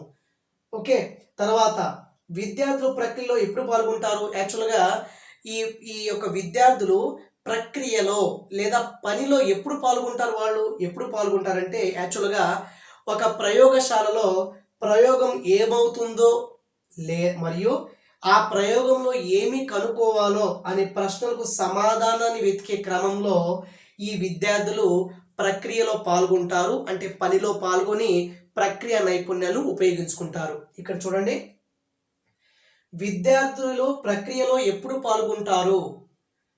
ప్రక్రియలో ఎప్పుడు పాల్గొంటారు అంటే పనిలో ఎప్పుడు పాల్గొంటారు? పని ఎప్పుడు చేస్తారంటే ప్రయోగశాలలో ఇక్కడ ప్రయోగం చేసేటప్పుడు ప్రయోగం ఏమవుతుందో అనే ఆలోచనతో ప్రయోగంలో ఏమి కనుక్కోవాలి అనేటువంటి ప్రశ్నలకి సమాధానాన్ని వెతికే క్రమంలో ప్రతి ఒక్క విద్యార్థి ఈ ప్రక్రియ నైపుణ్యాల్ని ఉపయోగించుకుంటాడు.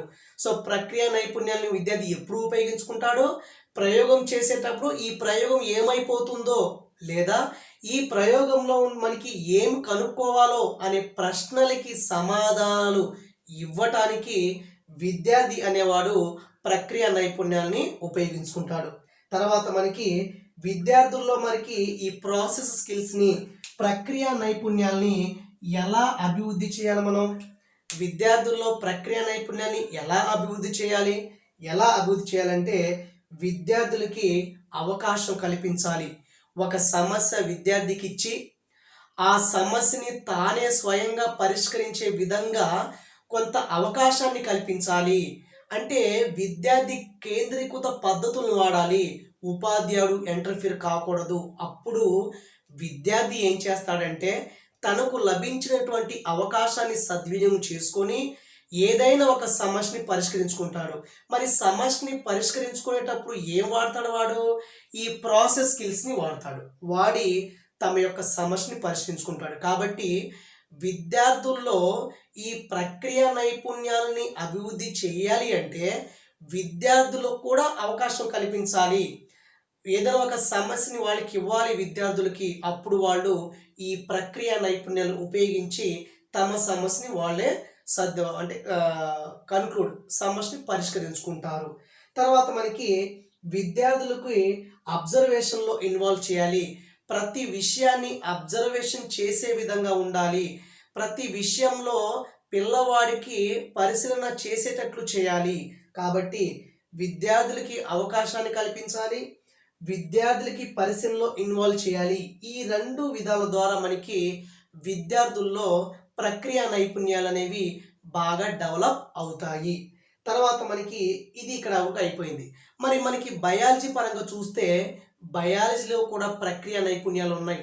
దాన్ని మనం ఒక ఎగ్జాంపుల్ ద్వారా తెలుసుకుంటే ఇంకా చాలా బాగా అర్థమవుతుంది. ఇప్పుడు మనం నేర్చుకోవాల్సింది ఏంటంటే జీవశాస్త్ర ప్రక్రియ నైపుణ్యాలు. జీవశాస్త్ర ప్రక్రియ నైపుణ్యాలు, బయోసైన్స్ ప్రాసెస్ స్కిల్స్ అని చెప్తాము. జీవశాస్త్రంలో ఉన్నటువంటి ప్రక్రియ నైపుణ్యాలు అంటే జీవశాస్త్రంలో ఏదైనా ఒక విషయాన్ని లేదా ఒక ప్రయోగం చేసేటప్పుడు కొంత ప్రక్రియ నైపుణ్యాలు ఉపయోగించుకుంటాం. కాబట్టి జీవశాస్త్రంలో ఉన్నటువంటి ప్రక్రియ నైపుణ్యాలు ఏంటంటే ముందు ఏదైనా జీవశాస్త్రం సమస్య వస్తే ముందు దాన్ని అబ్జర్వేషన్ చేస్తాము, పరిశీలన చేస్తాము. తర్వాత మనకి కమ్యూనికేషన్ ప్రసార మాధ్యమం ఉంటుంది, క్లాసిఫికేషన్ ఉంటుంది, మెజర్మెంట్ ఉంటుంది, ప్రిడిక్షన్ ఉంటుంది, అనుమితి ఉంటుంది, ఇన్ఫరెన్స్ ఉంటుంది. వీటి గురించి చెప్తాను చూడండి ఒకసారి. జీవశాస్త్ర ప్రక్రియ నైపుణ్యాల్లో బయో ప్రాసెస్ స్కిల్స్ ఏమవుతుందంటే ముందు మనకి బయాలజీలో ఏదైనా ఒక ప్రాజెక్ట్ ఇచ్చినప్పుడు కానీ లేదా ఏదైనా ఒక సత్యాన్ని తెలుసుకోవాలంటే ముందు అబ్జర్వేషన్ చేస్తాము, పరిశీలన చేస్తాము. ముందేం చేస్తాము? అబ్జర్వేషన్ చేస్తాము, పరిశీలన చేస్తాము. రెండోది కమ్యూనికేషను, ప్రసార మాధ్యమము. అంటే కమ్యూనికేషన్ అంటే యాక్చువల్గా ఇక్కడ ఏంటంటే ఏదైనా ఒక సమస్య వచ్చినప్పుడు దానికి సంబంధించినటువంటి ఆ విషయాన్ని మనం వేరే వాళ్ళ దగ్గర తీసుకోవటం కానీ వాళ్ళతో మనం చర్చించడం కానీ అన్నీ జరుగుతాయి. అది కమ్యూనికేషను. తర్వాత ఆ యొక్క ప్రాబ్లమ్ని, ఆ సమస్యని మనం క్లాసిఫికేషన్ వర్గీకరించుకుంటాము. తర్వాత ఆ సమస్యని మెజర్మెంట్ చేస్తాము, కొలమానం చేస్తాము. తర్వాత ఆ సమస్యని మనం ప్రిడిక్షన్ అంచనా వేస్తాము. తర్వాత అనుమితి, ఇన్ఫ్లుయెన్స్ అంటే ఒక నిర్ణయానికి వస్తామన్నమాట. అంటే జీవశాస్త్రంలో కూడా మనకి ప్రక్రియ నైపుణ్యాలు అనేవి ఉంటాయి. అంటే జీవశాస్త్రంలో చదివినటువంటి విద్యార్థికి ఏదైనా ఒక సమస్య వచ్చినప్పుడు ఖచ్చితంగా ప్రక్రియ నైపుణ్యాల్ని ఉపయోగించుకుంటాడు.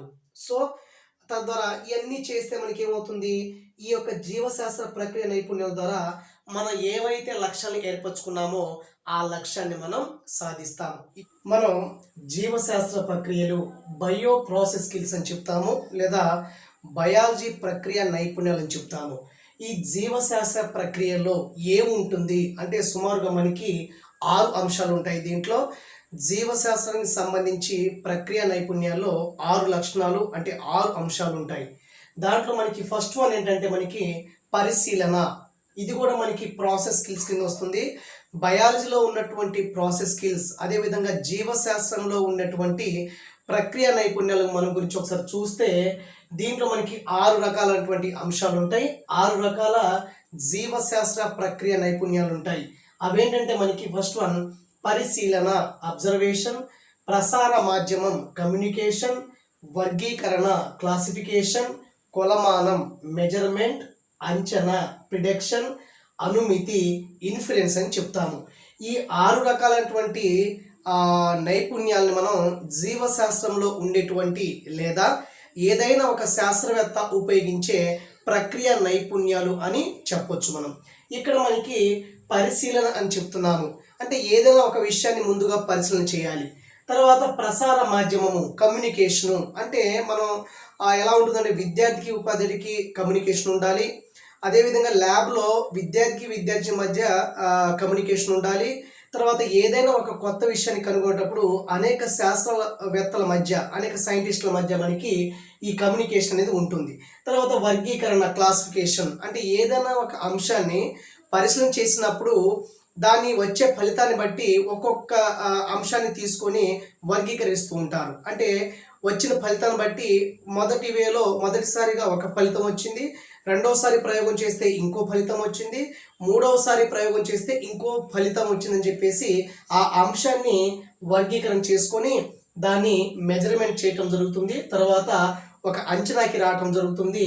తర్వాత మనకి అనుమితి ఇన్ఫ్లుయెన్స్ అంటే మనకి ఏదైనా ఒక అంశం మీద ప్రయోగం చేసేటప్పుడు ప్రయోగానికి మనం కన్క్లూజన్ ఇవ్వటమే ఇన్ఫ్లుయెన్స్ అవుతుంది. కాబట్టి ఇది ఇంత ఇంపార్టెంట్ కాకపోయినప్పటికీ కూడా ఈ జీవశాస్త్ర ప్రక్రియ నైపుణ్యాల్లో ఎన్ని అంశాలు ఉంటాయంటే 6 రకాల అంశాలు ఉంటాయి. Observation, communication, classification, measurement, prediction, influence. ఇది జీవశాస్త్రం యొక్క ప్రక్రియ నైపుణ్యాలు. మరి ఈ ప్రక్రియ నైపుణ్యాలు వల్ల ఏమవుతుందంటే ఈ ప్రక్రియ నైపుణ్యాలు ఎవరిలో ఉంటే విద్యార్థిలో ఉన్నా సరే వివిధ వ్యక్తుల్లో ఉంటే వాళ్ళు ఏర్పరచుకున్నటువంటి లక్ష్యాలని సాధించడానికి ఈ జీవశాస్త్ర ప్రక్రియ నైపుణ్యాలు అనేవి ఉపయోగపడతాయి. అంటే ఈ నైపుణ్యాల వల్ల ఎవరైనా నిర్దిష్ట లక్ష్యాన్ని సాధించవచ్చు. అంటే ఈ లక్షణాలు విద్యార్థిలో ఉంటే విద్యార్థి ఏదైనా ఒక లక్ష్యాన్ని ఏర్పరచుకున్నప్పుడు దాన్ని సాధించడానికి విద్యార్థికి ఉపయోగపడుతుంది. అదేవిధంగా శాస్త్రవేత్తలు వారి ప్రయోగాలను ఈ నైపుణ్యాల ఆధారంగా రూపకల్పన చేసుకుంటారు. ఎవరైనా శాస్త్రవేత్తలు ప్రయోగం చేసే ముందు ఈ జీవశాస్త్రంలో ఉన్నటువంటి ప్రక్రియ నైపుణ్యాల ఆధారంగా తమ యొక్క ప్రయోగాలని రూపకల్పన చేసుకుంటారు. ఇది మనకి జీవశాస్త్ర ప్రక్రియ నైపుణ్యాలు. ముందు చదివింది ఏంటి మనకి సైన్స్ యొక్క ప్రక్రియ నైపుణ్యాలు చూసాము. తర్వాత జీవశాస్త్ర ప్రక్రియ నైపుణ్యాలు చూస్తున్నాము. ఇది జీవశాస్త్ర పరంగా ఉన్నటువంటి ప్రక్రియ నైపుణ్యాలు, శాస్త్రవేత్తలు ఉపయోగించే నైపుణ్యాలు, ఎవరైనా వ్యక్తులు ఉపయోగించే నైపుణ్యాలు, విద్యార్థులు ఉపయోగించే నైపుణ్యాలు. ఈ నైపుణ్యాలు ఎవరిలో ఉంటే వాళ్ళు తమ జీవితంలో ఏదైనా ఒక లక్ష్యాన్ని ఏర్పరచుకున్నప్పుడు ఆ లక్ష్యాన్ని సాధించడానికి మనకి ఉపయోగపడే ఈ స్కిల్స్ ఏంటంటే జీవశాస్త్ర ప్రక్రియ నైపుణ్యాలు. మరి ఈ శాస్త్రీయ ప్రక్రియ నైపుణ్యాలు సైన్స్ ప్రాసెస్ స్కిల్స్ గురించి చెప్పుకున్నాం మనం. శాస్త్రీయ ప్రక్రియ నైపుణ్యాలు మరి ఎన్ని రకాలుగా ఉంటాయి అంటే ఈ శాస్త్రీయ ప్రక్రియ నియమాలు అనేవి జనరల్గా మనకి 2 రకాలుగా ఉంటుంది.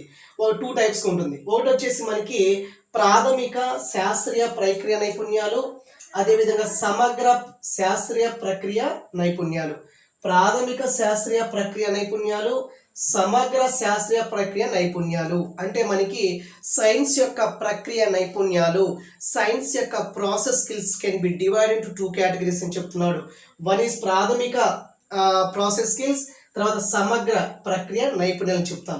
మరి ప్రాథమికలో మీకు తెలిసిందే ఇవే ఉంటాయి: అబ్జర్వేషను, కమ్యూనికేషను, క్లాసిఫికేషను, మెజర్మెంట్ అంటే మాపనము, ప్రిడిక్షన్ అండ్ ఇన్ఫ్లుయెన్స్. ఇవన్నీ కూడా శాస్త్రీయ ప్రక్రియ నైపుణ్యాల్లో ఉన్నటువంటి ప్రాథమిక సైన్స్ ప్రాసెస్ స్కిల్స్ అని చెప్తాము.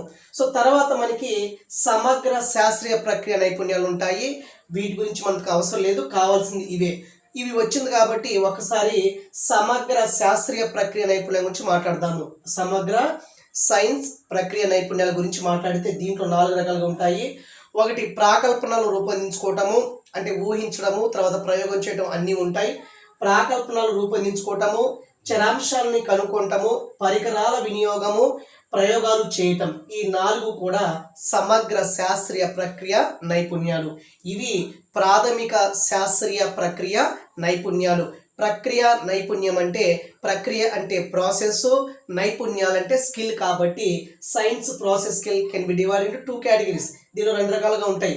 ఒకటి ప్రాథమిక, 2 సమగ్ర. సో ఇంతవరకు మనం శాస్త్రీయ ప్రక్రియ గురించి నేర్చుకున్నాము. అయితే ఈ ప్రక్రియ నైపుణ్యాలను ఇక్కడ చూస్తే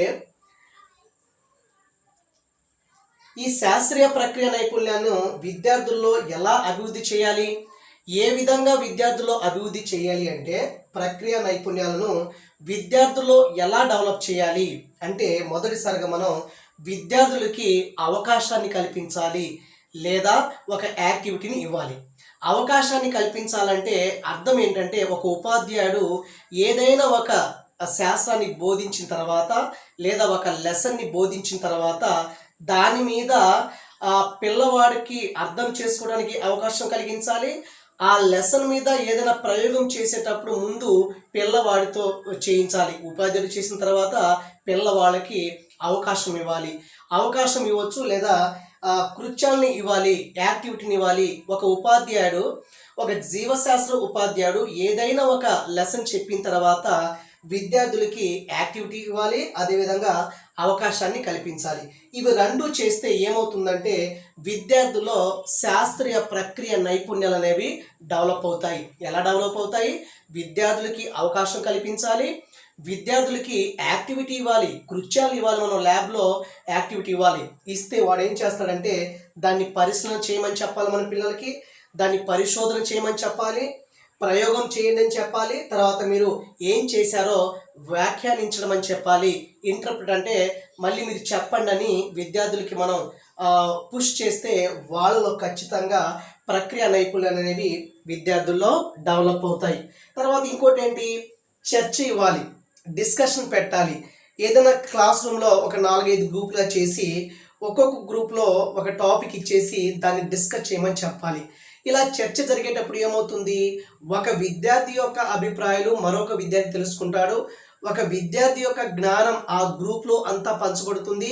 భయం లేకుండా నిష్పాక్షికంగా మాట్లాడే అవకాశం పిల్లలు దొరుకుతుంది. కాబట్టి ఏదైనా పిల్లవాడిలో ఈ శాస్త్రీయ ప్రక్రియ నైపుణ్యాల్ని పెంపొందించాలి అంటే అక్కడ చర్చ్కి అవకాశం ఇవ్వాలి, డిస్కషన్కి అవకాశం ఇవ్వాలి. దీనివల్ల ఏమవుతుంది? గ్రూప్ డిస్కషన్లో ఏమవుతుందంటే ఒకరి అభిప్రాయాలు మనకు తెలుసుకుంటారు, ఒక నాలెడ్జ్ షేర్ అవుతుందన్నమాట. దీని ద్వారా మనకు చర్చ అనేటువంటి అంశం ద్వారా విద్యార్థుల్లో ప్రక్రియ నైపుణ్యాన్ని అభివృద్ధి చేయవచ్చు.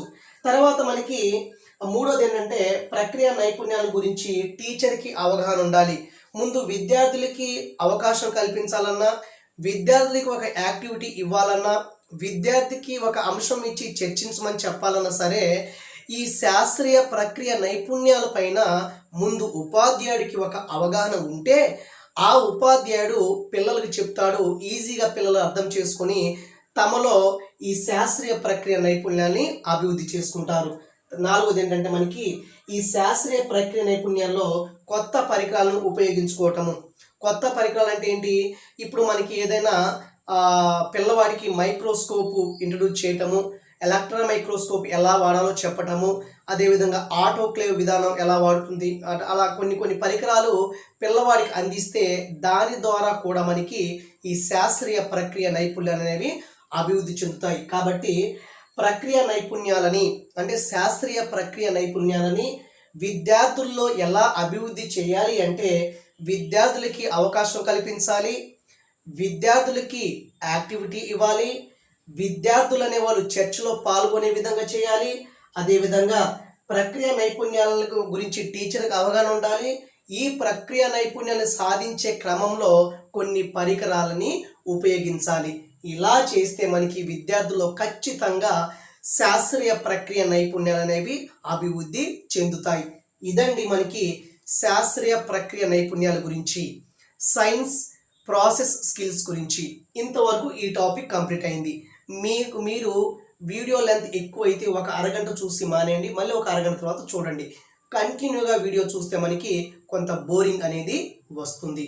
నెక్స్ట్ మనకి ఏముందంటే మనకి శాస్త్రీయ వైఖరి, scientific attitude and scientific temper, శాస్త్రీయ నిగ్రహాన్ని విద్యార్థుల్లో ఎలా అభివృద్ధి చేయాలి అనే అంశం మీద ఖచ్చితంగా ఒక బిట్ రావడానికి అవకాశం ఉన్నటువంటి ఏరియా. కాబట్టి మనం నెక్స్ట్ ఏం చూస్తామంటే శాస్త్రీయ వైఖరి అంటే ఏంటి, సైంటిఫిక్ యాటిట్యూడ్ అంటే ఏంటి, సైంటిఫిక్ టెంపర్ అంటే ఏంటి, శాస్త్రీయ నిగ్రహం అంటే ఏంటి, అది ఎలా ఉపయోగపడుతుంది, ఆ సైంటిఫిక్ అంటే శాస్త్రీయ వైఖరి ఉన్నటువంటి విద్యార్థుల లక్షణాలు ఎలా ఉంటాయి అనే అంశాన్ని మనం చూస్తే ఈ యూనిట్ అనేది కంప్లీట్ అవుతుంది. సో నెక్స్ట్ రండి ఒకసారి శాస్త్రీయ వైఖరి, సైంటిఫిక్ యాటిట్యూడ్ ఎలాగా పిల్లల్లో అభివృద్ధి చేయాలి అనే విషయాన్ని మనం ఇప్పుడు చూద్దాము. సో శాస్త్రీయ వైఖరి, సైంటిఫిక్ యాటిట్యూడ్, మరి శాస్త్రీయ వైఖరిని ఎలా అభివృద్ధి పరచాలి పిల్లల్లో? ఏదైనా శాస్త్రవేత్త ఉపయోగించే పద్ధతే శాస్త్రీయ వైఖరి అని చెప్తాము. అంటే ఒక విద్యార్థి కానీ ఒక శాస్త్రవేత్త కానీ ప్రయోగం చేస్తాడనమాట. అంటే శాస్త్రవేత్తలు తమ ప్రయోగాన్ని ఎలా చేస్తారంటే మనకి శాస్త్రీయ వైఖరితో చేస్తారు. ఇప్పుడు శాస్త్రవేత్తలు ఉపయోగించేటువంటి పద్ధతిని మనమే శాస్త్రీయ వైఖరి అని సింపుల్గా చెప్పొచ్చు. మనం ఇక్కడ సైంటిఫిక్ యాటిట్యూడ్ అంటే శాస్త్రవేత్తలు కలిగి ఉండేటువంటి వైఖరే శాస్త్రీయ వైఖరి అవుతుంది. శాస్త్రవేత్తలు కలిగి ఉన్నటువంటి యాటిట్యూడ్ని మనం సైంటిఫిక్ యాటిట్యూడ్ అనొచ్చు అనమాట. అదే ఈ శాస్త్రీయ వైఖరి కానీ సైంటిఫిక్ యాటిట్యూడ్ కానీ పిల్లల్లో అంటే విద్యార్థుల్లో ఎలా అభివృద్ధి చేయాలి అనే అంశాన్ని మనం చూస్తే ఇక్కడ ముందుగా మనం శాస్త్రీయ వైఖరి అంటే ఏంటి, సైంటిఫిక్ యాటిట్యూడ్ అంటే ఏంటి ఒక నిర్వచనం తెలుసుకుంటే మనం సగం నేర్చుకున్నట్లు లెక్క. ఇక్కడ చూస్తే ఒక నూతన పరిస్థితికి, ఒక కొత్త పరిస్థితికి, ఒక తెలియని పరిస్థితికి లేదా సమస్యాత్మక పరిస్థితికి, సమస్యలో ఉన్నప్పుడు పరిస్థితికి నిలకడగా స్పందించడానికి, అంటే నూతన పరిస్థితికిను సమస్యాత్మక పరిస్థితికి నిలకడగా స్పందించడానికి ఉపయోగపడే మానసిక ప్రక్రియలు లేదా మానసిక ధోరణుల సమ్మేళనమే మనకి శాస్త్రీయ వైఖరి అని చెప్తాము. అంటే ఒక నూతన పరిస్థితికి లేదా ఒక సమస్యాత్మక పరిస్థితికి ఎదుర్కొని ఒక విద్యార్థి నిలబడినప్పుడు ఆ విద్యార్థిలో ఉండేటువంటి మానసిక ప్రక్రియలు ఏమని చెప్తామంటే శాస్త్రీయ వైఖరి అని చెప్తాము. ఇది డెఫినేషన్. మరి శాస్త్రీయ వైఖరి కలిగినటువంటి విద్యార్థుల లక్షణాలు ఏంటి, లేదా శాస్త్రీయ వైఖరులు కలిగినటువంటి ఆ శాస్త్రవేత్తల లక్షణాలు ఎలా ఉంటాయంటే విమర్శనాత్మక ఆలోచన ధోరణి ఉంటుంది, క్రిటికల్ థింకింగ్ ఉంటుంది, విమర్శనాత్మక ఆలోచన. ఏదైనా ఒక విషయాన్ని శాస్త్రవేత్త కానీ ఖచ్చితంగా విమర్శిస్తాడు. అదే విమర్శాత్మక ఆలోచన విద్యార్థిలో ఉంటే అతనిలో శాస్త్రీయ వైఖరి అభివృద్ధి చెందినట్లు లెక్క. తర్వాత పట్టుదల ఉంటుంది. శాస్త్రీయ వైఖరి ఎవరైతే కలిగి ఉంటారో వాళ్ళకి ఎక్కువ పట్టుదల ఎక్కువగా ఉంటుంది. తర్వాత విశాల దృక్పథం, ఓపెన్ మైండ్ ఎక్కువగా ఉంటుంది. ఏదైనా ఒక విషయాన్ని విశాల దృక్పథంగా ఆలోచిస్తారు. అంటే శాస్త్రీయ వైఖరి కలిగినటువంటి విద్యార్థుల యొక్క లక్షణాలు అనేవి ఇలా ఉంటాయి. తర్వాత సంశయవాదాన్ని కలిగి ఉంటారు, క్రిటిసిజాన్ని కలిగి ఉంటారు. అంటే ఏదైనా ఒక విషయం మీద ఫ్రెండ్ తప్పు చేస్తే, ప్రయోగం చేసేటప్పుడు ఒక ఫ్రెండ్ తప్పు చేస్తే వీడు హెల్దీ కామెంట్ చేస్తాడు. దాన్ని సంశయవాదం అని చెప్తాను. తర్వాత శాస్త్రీయ వైఖరి కలిగినటువంటి విద్యార్థికి ఖచ్చితంగా క్రియేటివిటీ అనేది, సృజనాత్మకత అనేది ఎక్కువగా ఉంటుంది. తర్వాత వీళ్ళకి కనుగొనే స్వభావం ఉంటుంది. ఏదైనా ఒక విషయాన్ని కనుగొనేటువంటి కుతూహలం అనేది ఎక్కువగా ఉంటుంది ఈ విద్యార్థులకి. తర్వాత వీళ్ళు ఎవిడెన్స్ని గౌరవిస్తారు, సాక్ష్యాలని గౌరవిస్తారు, ఖచ్చితంగా సాక్ష్యాలని గౌరవిస్తారు. తర్వాత ఇక్కడ చూస్తే తార్కిక ఆలోచన, లాజికల్ థింకింగ్ ఉంటుంది. వీళ్ళు మామూలుగా ఆలోచించరు, లాజికల్గా ఆలోచిస్తారు, తార్కికంగా ఆలోచిస్తారు. సో ఇవన్నీ కూడా ఎవరైతే శాస్త్రీయ వైఖరి కలిగి ఉంటారో వారిలో ఉండేటువంటి లక్షణాలే ఇవి. విమర్శనాత్మక ఆలోచన, క్రిటికల్ థింకింగ్, పట్టుదల ఉంటుంది, విశాల దృక్పథం, ఓపెన్ మైండ్ ఉంటుంది, సంశయవాదం, క్రిటిసిజం ఉంటుంది, సృజనాత్మకత, క్రియేటివిటీ ఉంటుంది, కనుగొనే స్వభావం ఉంటుంది, అండ్ సాక్ష్యాలని గౌరవించడము, అటు రెస్పెక్ట్ టు ద ఎవిడెన్స్ అని చెప్తాము. తర్వాత తార్కిక ఆలోచన, లాజికల్ థింకింగ్. ఇక్కడ ఒక డౌట్, ఒక క్వశ్చన్ చేస్తే, పుట్టలో ఉన్నటువంటి పాము పాలు తాగుతుందని చెప్పేసి ఒక విద్యార్థి అనే విషయాన్ని కార్తిక్ అనే విద్యార్థి ఖండిస్తాడు. అంటే ఏంటి ఇక్కడ, పుట్టలో పాము పాలు తాగదు. యాక్చువల్గా చాలామంది మూఢనమ్మకాల ఆధారంగా నమ్ముతుంటారు. అంటే పుట్టలో పాము పాలు తాగదు అని ఒక విద్యార్థి, కార్తిక్ అనేటువంటి విద్యార్థి ఖండించాడు. అంటే ఆ విద్యార్థిలో ఉండేటువంటి వైఖరి ఏంటంటే శాస్త్రీయ వైఖరి అని చెప్తాము.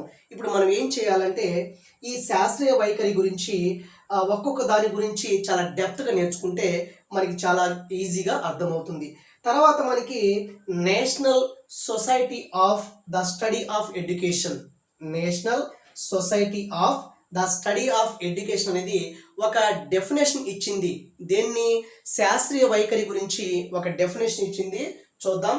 ఇక్కడ ఏమంటున్నాడంటే విశాల భావం అంటే ఓపెన్ మైండ్, విశాల భావం విజ్ఞానంలో ఆకాంక్ష, సైన్స్లో ఆకాంక్ష, సైన్స్ నేర్చుకోవాలనేటువంటి ఆకాంక్ష, విజ్ఞాన అన్వేషణ పద్ధతులు నమ్మకం. విజ్ఞాన శాస్త్రంలో ఏదైనా ఒక సత్యాన్ని అన్వేషించేటప్పుడు ఉపయోగించే పద్ధతులపై నమ్మకం. తర్వాత సమస్య పరిష్కారానికి నిర్ధారించబడిన జ్ఞానం, సమస్య పరిష్కారానికి మనం ఒక జ్ఞానాన్ని నిర్ధారించుకుంటాము, అది ఉపయోగపడుతుందనే ఖచ్చితమైన విశ్వాసం కలిగి ఉండటమే శాస్త్రీయ వైఖరిగా ఈ national society of the study of education చెప్పింది. ఏం చెప్పిందంటే ఒకసారి చూద్దాము. ఏం చెప్తుందంటే విశాల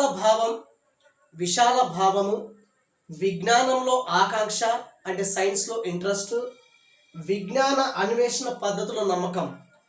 విజ్ఞాన అన్వేషణ పద్ధతుల నమ్మకం అంటే సత్యాన్ని అన్వేషించేటప్పుడు సైన్స్లో మనం అనేక పద్ధతులను ఉపయోగిస్తాం, ఆ పద్ధతుల పైన ఉండేటువంటి నమ్మకం. అదేవిధంగా సమస్య పరిష్కారానికి, ఏదైనా ఒక సమస్య పరిష్కారానికి నిర్ధారించబడినటువంటి జ్ఞానం అంటే సమస్య పరిష్కారానికి మనం ఉపయోగించేటువంటి జ్ఞానం ఖచ్చితంగా మనకు ఉపయోగపడుతుంది అనే విశ్వాసం కలిగి ఉంటే దాన్ని శాస్త్రీయ వైఖరి అని చెప్తాము. ఇప్పుడు మనం ఏం చేయాలంటే ఈ పట్టుదల అంటే ఏంటి, విశాల దృక్పథం ఏంటి, సంశయవాదం ఏంటి, సృజనాత్మకత ఏంటి, కనుగొనే స్వభావం ఏంటి, సాక్ష్యాన్ని గౌరవించి ఇవన్నీ కూడా డీటెయిల్గా నేర్చుకోవడానికి ప్రయత్నం చేద్దాము. ఈ శాస్త్రీయ వైఖరి అయిపోయిన తర్వాత సైంటిఫిక్ టెంపర్, శాస్త్రీయ నిగ్రహం గురించి ఒకసారి మాట్లాడటానికి ప్రయత్నం చేద్దాం. శాస్త్రీయ వైఖరి గురించి మనం మాట్లాడుతున్నాము. శాస్త్రీయ వైఖరి, సైంటిఫిక్ యాటిట్యూడ్ ఉన్నటువంటి విద్యార్థుల లక్షణాలు ఎలా ఉన్నాయో మనం చూసాము. ఆ లక్షణాలని ఇంకా డెప్త్గా నేర్చుకోవడానికి ప్రయత్నం చేద్దాము. ఇక్కడ మనకి ఆ శాస్త్రీయ వైఖరి కలిగినటువంటి విద్యార్థుల్లో మొదట మనకి ఏముంటుందంటే విశాల దృక్పథం ఉంటుంది, ఓపెన్ మైండ్తో ఉంటారు, ఏ విషయాన్నైనా చాలా చక్కగా ఆలోచన చేస్తారు, మంచి నిర్ణయాలు తీసుకుంటారు. అలాంటి మనం వాటిని ఏమని చెప్తామంటే విశాల దృక్పథం ఉన్నటువంటి విద్యార్థులుగా మనం చెప్పొచ్చు. సో ఇక్కడ మనకి విశాల దృక్పథం లేదా ఓపెన్ మైండ్నెస్ అంటే ఏంటంటే, ఓపెన్ మైండ్నెస్ లేదా విశాల దృక్పథం అంటే శాస్త్రీయ వైఖరి కలిగినటువంటి విద్యార్థికి ఎటువంటి లక్షణం ఉంటుందంటే విశాల దృక్పథం ఉంటుంది. అంటే ఇక్కడ ఏంటంటే సరి అయిన ఆధారాలు చూపించినప్పుడు తమ నిర్ణయాలు మార్చుకోవడానికి సిద్ధంగా ఉంటారు. ఎవడైతే విశాల దృక్పథంతో ఓపెన్ మైండ్నెస్తో ఉంటాడో సరి అయిన ఆధారాలు చూపినప్పుడు, సరి అయిన మన ఏదైనా ఎవిడెన్స్ చూపినప్పుడు తమ నిర్ణయాలు మార్చుకోవడానికి సిద్ధంగా ఉంటారనమాట. అంటే ఏదైనా ఒక విషయం మీద మనం ఆ విషయానికి సంబంధించి ఎవిడెన్స్ చూపిస్తే ఎదుటి వ్యక్తి ఖచ్చితంగా తన నిర్ణయాన్ని మార్చుకుంటాడు. అంటే ఎదుటి వ్యక్తిలో ఉన్నటువంటి శాస్త్రీయ వైఖరి ఏంటంటే విశాల దృక్పథం లేదా ఓపెన్ మైండ్ అని చెప్తాము. సరి అయిన ఆధారాలు చూపినప్పుడు తమ నిర్ణయాలు మార్చుకోవడానికి సిద్ధంగా ఉండేవారే శాస్త్రీయ వైఖరి కలిగినటువంటి వ్యక్తులు కావచ్చు, శాస్త్రీయ వైఖరి కలిగినటువంటి విద్యార్థులు కావచ్చు, లేదా ఉపాధ్యాయులు కూడా కావచ్చు. ఇక్కడ విశాల దృక్పథం ఉన్నటువంటి వ్యక్తులు ఏం చేస్తారంటే వారి ప్రణాళికలను సవరించుకుంటారు, వాళ్ళ యొక్క ప్లాన్ని సవరించుకుంటారు. ఏదైనా ఒక విషయం మీద వాళ్ళు ప్రణాళిక రచించుకున్నప్పుడు అనేక విధాలుగా ఆలోచించుకొని వాళ్ళ యొక్క ప్రణాళికల్ని మార్చుకుంటూ ఉంటారు. ఎవరు? శాస్త్రీయ వైఖరి కలిగినటువంటి వ్యక్తులు. అదే శాస్త్రీయ వైఖరి కలిగిన వ్యక్తులకి ఈ విశాల దృక్పథం ఉంటే వారు ఏం చేస్తారంటే వాళ్ళ యొక్క ప్రణాళికలను సవరించుకోవడానికి రెడీగా ఉంటారు. అదేవిధంగా అవసరమైన పరికల్పనను తొలగించుకుంటారు. తన చేసినటువంటి ఏదైనా ఒక పనిలో ఈ అనవసరంగా ఉన్నటువంటి పరికల్పనలు, ఊహలు ఉంటే వాటిని తొలగించుకుంటారు. ఒక కొత్త వివరణను అంగీకరిస్తారనమాట. ఒక కొత్త ఎక్స్ప్లెనేషన్ని అంగీకరించడానికి అంటే అనుమతి తెలపడానికి రెడీగా ఉంటారు. అటువంటి వ్యక్తుల్లో మనకి శాస్త్రీయ వైఖరి ఉంటుంది. అటువంటి వ్యక్తులు ఎవరంటే విశాల దృక్పథం కలిగినటువంటి వ్యక్తులు. మళ్ళీ చెప్తాను చూడండి. విశాల దృక్పథం కలిగినటువంటి వ్యక్తులు వారి ప్రణాళికలను సవరించుకుంటారు. వాళ్ళ యొక్క ప్రణాళికల్ని సవరించుకుంటారు. అవసరమైన పరికల్పనను తొలగించుకుంటారు. ఏదైనా వాళ్ళు ఒక పని చేసే ముందు కొంత ఇలా చేయాలి అలా చేయాలని చెప్పేసి ఊహించుకుంటారు. ఆ ఊహని తొలగించుకుంటారు. ఏదైనా ఒక క్రొత్త వివరణని అంగీకరించడానికి రెడీగా ఉండే వ్యక్తులు ఎవరంటే విశాల దృక్పథం కలిగినటువంటి వ్యక్తులు. తర్వాత ఇది ఒకటి. నెక్స్ట్ తర్వాత మనకి రెస్పెక్ట్ ఫర్ ఎవిడెన్స్. శాస్త్రీయ వైఖరి ఎవరైతే కలిగి ఉంటారో ఆ విద్యార్థి సాక్ష్యాలని గౌరవిస్తాడు, ఎవిడెన్స్ని గౌరవిస్తాడు. కాబట్టి రెస్పెక్ట్ ఫర్ ఎవిడెన్స్ అని చెప్తాము. రెస్పెక్ట్ ఫర్ ఎవిడెన్స్ అంటారు. అంటే ఇక్కడ చూస్తే రెస్పెక్ట్ ఫర్ ఎవిడెన్స్ అంటే మనకి ఏదైనా ఒక పని చేసేటప్పుడు దానికి కొన్ని సాక్ష్యాలు అవసరమవుతాయి, కొన్ని ఎవిడెన్స్లు అవసరమవుతాయి, కొన్ని ఆధారాలు అవసరమవుతాయి. వాటిని గౌరవిస్తే వాళ్ళకి విశాల దృక్పథం ఉన్నట్టు లెక్క. ఇక్కడ చూస్తే మనకి సైన్స్లో ఇక్కడ ఏమంటున్నాడు? సైన్స్లో మూల్యాంకన తీర్పు త్వరగా చేయకూడదు అంటున్నాడు. ఇక్కడ ఏంటి? రెస్పెక్ట్ ఫర్ ఎవిడెన్స్ అంటే సాక్ష్యాలని లేదా ఆధారాలని మనం గౌరవించాలి. ఎలా గౌరవించాలంటే సైన్స్లో ఒక ప్రయోగం చేసేటప్పుడు ఆ ప్రయోగం లాస్ట్కి వస్తుందన్నమాట, మూల్యాంకన దశకు వస్తుంది. కాబట్టి మనం తొందరపడి మనం ఆ రిజల్ట్ని చెప్పి వేయకూడదు.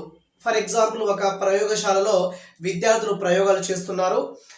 10 మంది విద్యార్థులు ప్రయోగాలు చేస్తున్నారు. ఒక విద్యార్థి ప్రయోగం ఫాస్ట్గా చేసేసి తన యొక్క ఎవాల్యుయేషన్ తీర్పుని, మూల్యాంకన తీర్పుని అంటే ఆ ప్రయోగం సబ్మిట్ చేయడానికి రెడీగా ఉన్నాడు.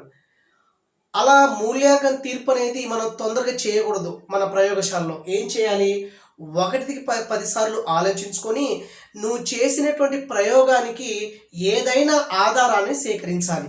ఈ ప్రయోగం ఎలా చేశావని టీచర్ అడిగితే పలానా ఎవిడెన్స్ చూపించాలి. కాబట్టి సైన్స్ ఆధారాలపై ఆధారపడాలి, సైన్స్ యొక్క ఎవిడెన్స్పై ఆధారపడాలి. అటువంటి దాన్ని ఏమని చెప్తామంటే రెస్పెక్ట్ ఫర్ ఎవిడెన్స్ అని చెప్తాము. సాక్ష్యాలని గౌరవించడం కూడా శాస్త్రీయ వైఖరిలో ఒక భాగమే. అంటే ఏంటి? సైన్స్లో మూల్యాంకన తీర్పు తొందరగా చేయకూడదు.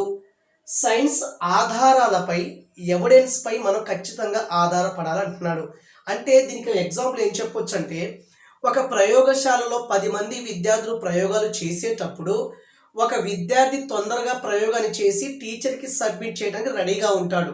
అప్పుడు ఆ విద్యార్థి తొందరగా సమర్పించడానికి సబ్మిట్ చేయకుండా ఆ ప్రయోగాన్ని మళ్ళొకసారి సరిచూసుకొని ఆ ప్రయోగానికి ఆధారాన్ని సేకరించాలి, ఎవిడెన్స్ సేకరించాలి. అప్పుడు టీచర్ అడిగినప్పుడు ఈ ఎవిడెన్స్ చూపిస్తాడు కాబట్టి ఆ ప్రయోగం సక్సెస్ అవుతుంది అని ఉపాధ్యాయుడు నమ్ముతాడు, పిల్లవాడు కూడా నమ్మటం జరుగుతుంది.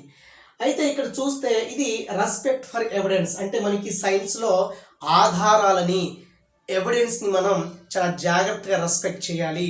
సైన్స్లో ఏదైనా ప్రయోగం చేసేటప్పుడు కానీ సైన్స్లో ఒక కొత్త విషయం తెలుసుకునేటప్పుడు ఖచ్చితంగా మనం ఆధారాలపై ఆధారపడాలి, ఎవిడెన్స్ తీసుకోవాలన్నమాట. ఇది శాస్త్రీయ వైఖరిలో ఉన్నటువంటి ఒక లక్షణం. ఇక్కడ మనం ఒక ఎగ్జాంపుల్ తీసుకుంటే గ్రిగర్ జోహన్ మెండల్, అతను అనువర్తిత అంటే వారసత్వ సిద్ధాంతాలు అంటే అనువంశిక శాస్త్రంలో వారసత్వ సిద్ధాంతాన్ని ప్రతిపాదిస్తాడు, అంటే లా ఆఫ్ ఇన్హెరిటెన్స్ అని సబ్మిట్ చేస్తాడు. యాక్చువల్గా ఇక్కడ ఏంటి, ఈ మెండల్ అనేటువంటి శాస్త్రవేత్త ఈ లా ఆఫ్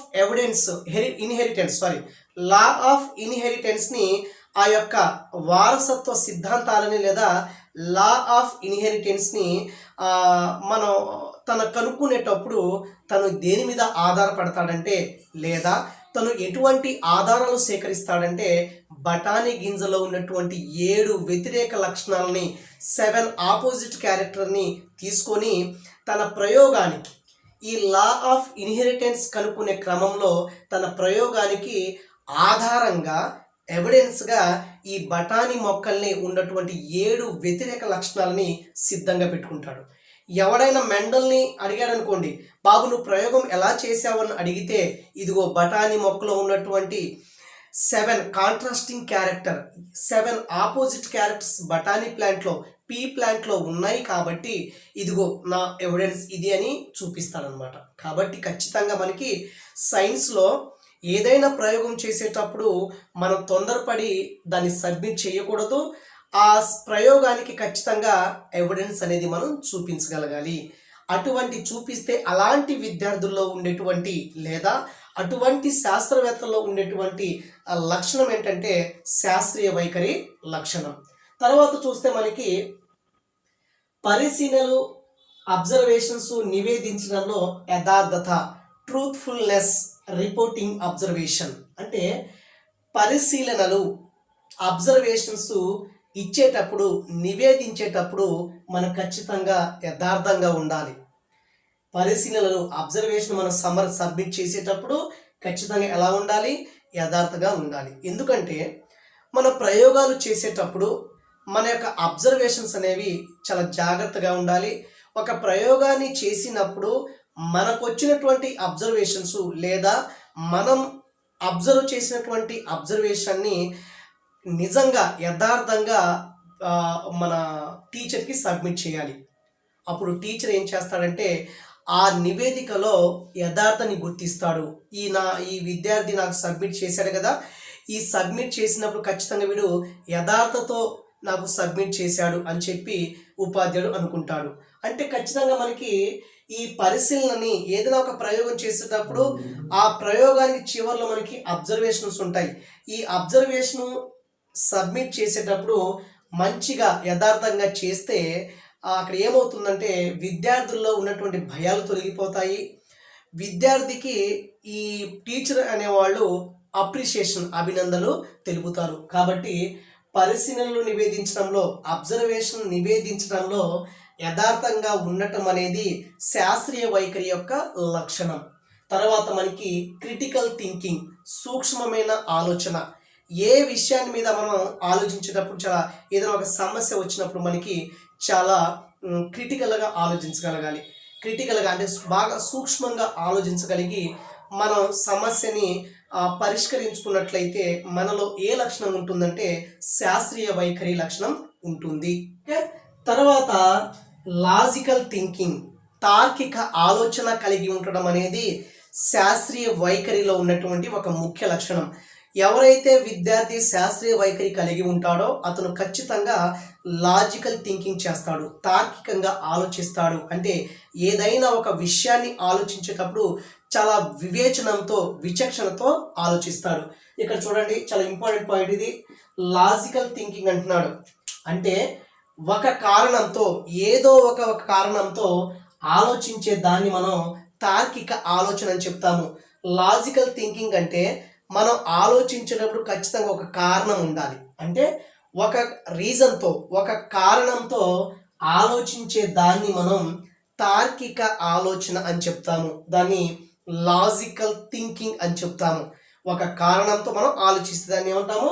తార్కిక ఆలోచన చెప్తాము. అయితే ఈ తార్కిక ఆలోచన అంటే సైంటిఫిక్ యాటిట్యూడ్ని, అంటే శాస్త్రీయ దృక్పథాన్ని వృద్ధి చేయటమే, శాస్త్రీయ దృక్పథాన్ని బాగా డెవలప్ చేయటమే లాజికల్ థింకింగ్. మనం చాలా తార్కికంగా ఆలోచిస్తే మనలో శాస్త్రీయ దృక్పథం బాగా అభివృద్ధి చెందుతుంది. తర్వాత ఇక్కడ ఈ లాజికల్ థింకింగ్లో విద్యార్థులు కార్యాకరణ సంబంధాన్ని తెలుసుకుంటారు. వెరీ వెరీ ఇంపార్టెంట్ ఇది.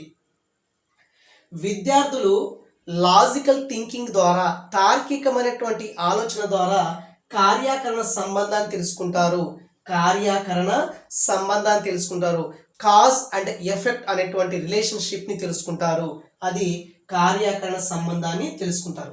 మరి కార్యాకరణ సంబంధం అంటే ఏంటి? శాస్త్ర ఫలితాలకు కారణాలు గుర్తించడం. ఏదైనా శాస్త్ర ఫలితాలకు ఏదైనా ఒక రిజల్ట్ వచ్చిందంటే దానికి ఖచ్చితంగా ఒక కారణం ఉంటుంది అని చెప్పడమే మనకి కార్యాకరణ సంబంధం. కార్యాకరణ సంబంధం అంటే ఏదైనా శాస్త్రం యొక్క ఫలితాలకి లేదా ఏదైనా ఒక ఫలితానికి ఏదైనా ఒక ఫలితం రిజల్ట్ వస్తే దానికి ఖచ్చితంగా ఒక కారణం ఉంటుంది. 10వ తరగతి విద్యార్థి బాగా చదివి పరీక్షల్లో పాస్ అయ్యాడు అంటే పరీక్షలో పాస్ అవటం అనేది రిజల్ట్. మరి దానికి కారణం ఏంటి? బాగా చదివాడు కాబట్టి పాస్ అయ్యాడు. కాబట్టి ఏ విద్యార్థికైనా లాజికల్ థింకింగ్, తార్కిక ఆలోచన ఉంటే వాడు ఏం చేస్తాడంటే కార్యాకరణ సంబంధాన్ని తెలుసుకుంటాడు. కార్యాకరణ సంబంధం అంటే ఒక ఫలితానికి ఖచ్చితంగా ఒక కారణం ఉంటుంది అని తెలుసుకుంటాడు. అయితే ఇక్కడ ఒక ఫలితానికి ఒక ఫలితం కలిగితే, ఒక రిజల్ట్ కలిగితే తప్పక దానికి ఒక కారణం ఉండి ఉంటుంది అని తెలుసుకుంటాడు అనమాట. అంటే శాస్త్రీయ వైఖరిలో తార్కిక ఆలోచన కలిగినటువంటి ఒక విద్యార్థి కార్యాకరణ సంబంధాన్ని తెలుసుకుంటాడు. అసలు కార్యాకరణ సంబంధం అంటే ఏంటి? ఏదైనా ఒక ఫలితానికి ఖచ్చితంగా ఒక కారణం ఉంటుంది అని తెలుసుకుంటాడు. ఓకే, ఇది లాజికల్ థింకింగ్ గురించి. ఇక్కడ ఎగ్జాంపుల్ రాశాను చూడండి. పెరోటిడ్ గ్రంథులు వాపు వలన గవద బిళ్ళలు వస్తాయి. మనకి పెరోటిడ్ గ్లాండ్స్ ఇక్కడ ఉంటాయి. ఇవి కొంచెం వాపు, మిక్సో వైరస్ దాడి చేయటం వల్ల కొంచెం వాపు వల్ల మనకి గవద బిళ్ళలు వస్తాయని చెప్తారు. మరి గవద బిళ్ళలు ఎందుకు వచ్చాయి? పెరోటిడ్ గ్రంథులు వాపు వలన. కాబట్టి పెరోటిడ్ గ్రంథులు వాపు అనేది ఏమవుతుంది? అది కారణం అవుతుంది. దాని రిజల్ట్ ఏంటి? గవద బిళ్ళలు రావటం. ఓకే, ఇదనమాట. ఇంకా మనం చూస్తే ఇక్కడ అనువంశిక సూత్రాన్ని కనుగొనడంలో ఎందరో విఫలమైనప్పటికీ కూడా మెండల్ బాగా సక్సెస్ అయ్యాడు. ఇక్కడ ఏంటంటే మెండల్కి లాజికల్ థింకింగ్ ఉంది కాబట్టి ఎంతమంది శాస్త్రవేత్తలు కూడా జన్యు శాస్త్రంలో ఆ ప్రయోగాలు చేసినప్పటికీ కూడా ఈ గ్రిగర్ జోహాన్ మెండల్ అనేవాడు వాళ్ళకంటే లాజికల్గా ఆలోచించి ఈ యొక్క జన్యు శాస్త్రానికి ఫాదర్ అయ్యాడనమాట. అంటే అనువంశిక సూత్రాలని ఏర్పరచడంలో లేదా అనువంశిక సూత్రాలని డెవలప్ చేయటంలో మిగతా శాస్త్రవేత్తల కంటే మెండల్ బాగా సక్సెస్ అయ్యాడు. మరి మెండల్కు ఉన్నటువంటి ఆలోచన ఏంటంటే లాజికల్ థింకింగ్. మరి మెండల్కు ఉన్నటువంటి వైఖరి ఏంటంటే శాస్త్రీయ వైఖరి అని అనుకోవచ్చు మనం. సో ఇదనమాట. తర్వాత 6th వన్ చూడండి, చాలా ఇంపార్టెంట్. ఇది సంశయవాదం అంటే స్పెక్టిసిజం అని చెప్తాము. సంశయవాదం అంటే ఒక హెల్దీ విమర్శ, ఆరోగ్యకరమైనటువంటి విమర్శ చేయాలి.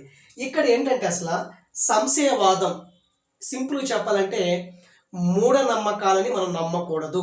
శాస్త్రీయ వైఖరి కలిగినటువంటి ఒక విద్యార్థి మన చుట్టూ ఉండేటువంటి మూఢనమ్మకాలని విస్మరించాలి లేదా నమ్మకూడదు. ఒక ఎగ్జాంపుల్ చెప్తాను మీకు.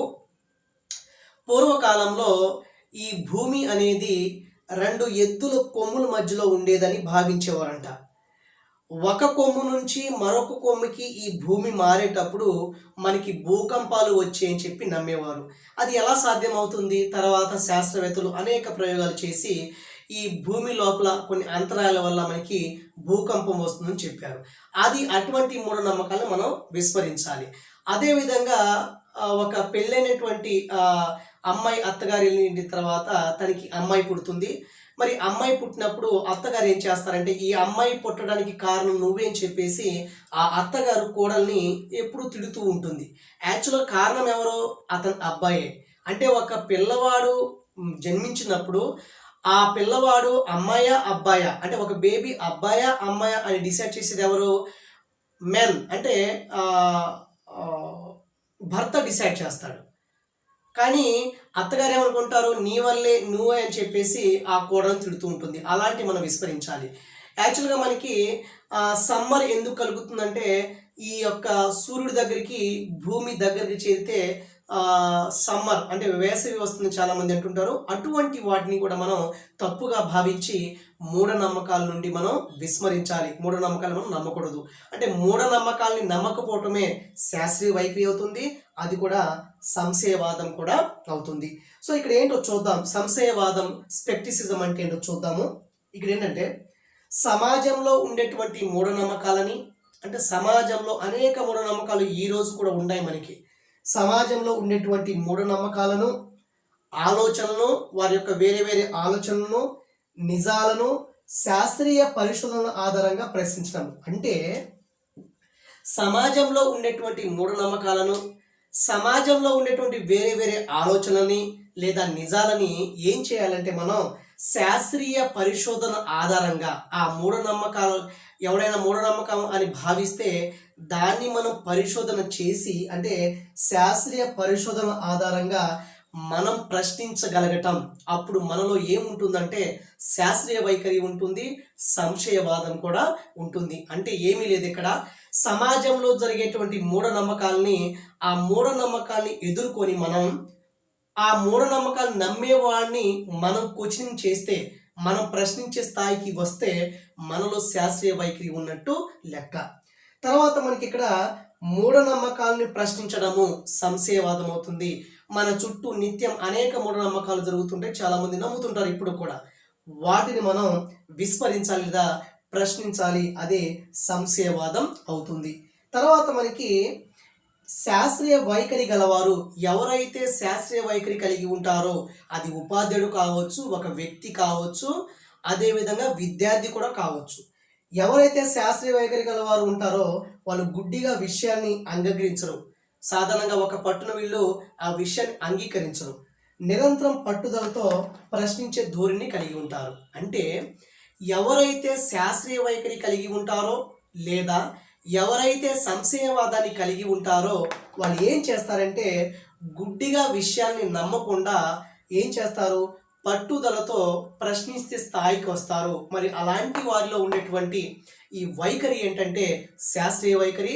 ఆ శాస్త్రీయ వైఖరిలో మనకి సంశయవాదం అనేది ఉంటుంది. ఇది సంశయవాదం గురించి, స్పెక్టిసిజం గురించి. తర్వాత లక్ష్యాత్మకత, ఆబ్జెక్టివిటీ అంటే ఏంటంటే సింపుల్గా చెప్తాను. ఇతరుల యొక్క అభిప్రాయాలను మనం గౌరవించాలి. ఒక విద్యార్థి పక్క విద్యార్థి యొక్క ఆలోచన గౌరవించాలి.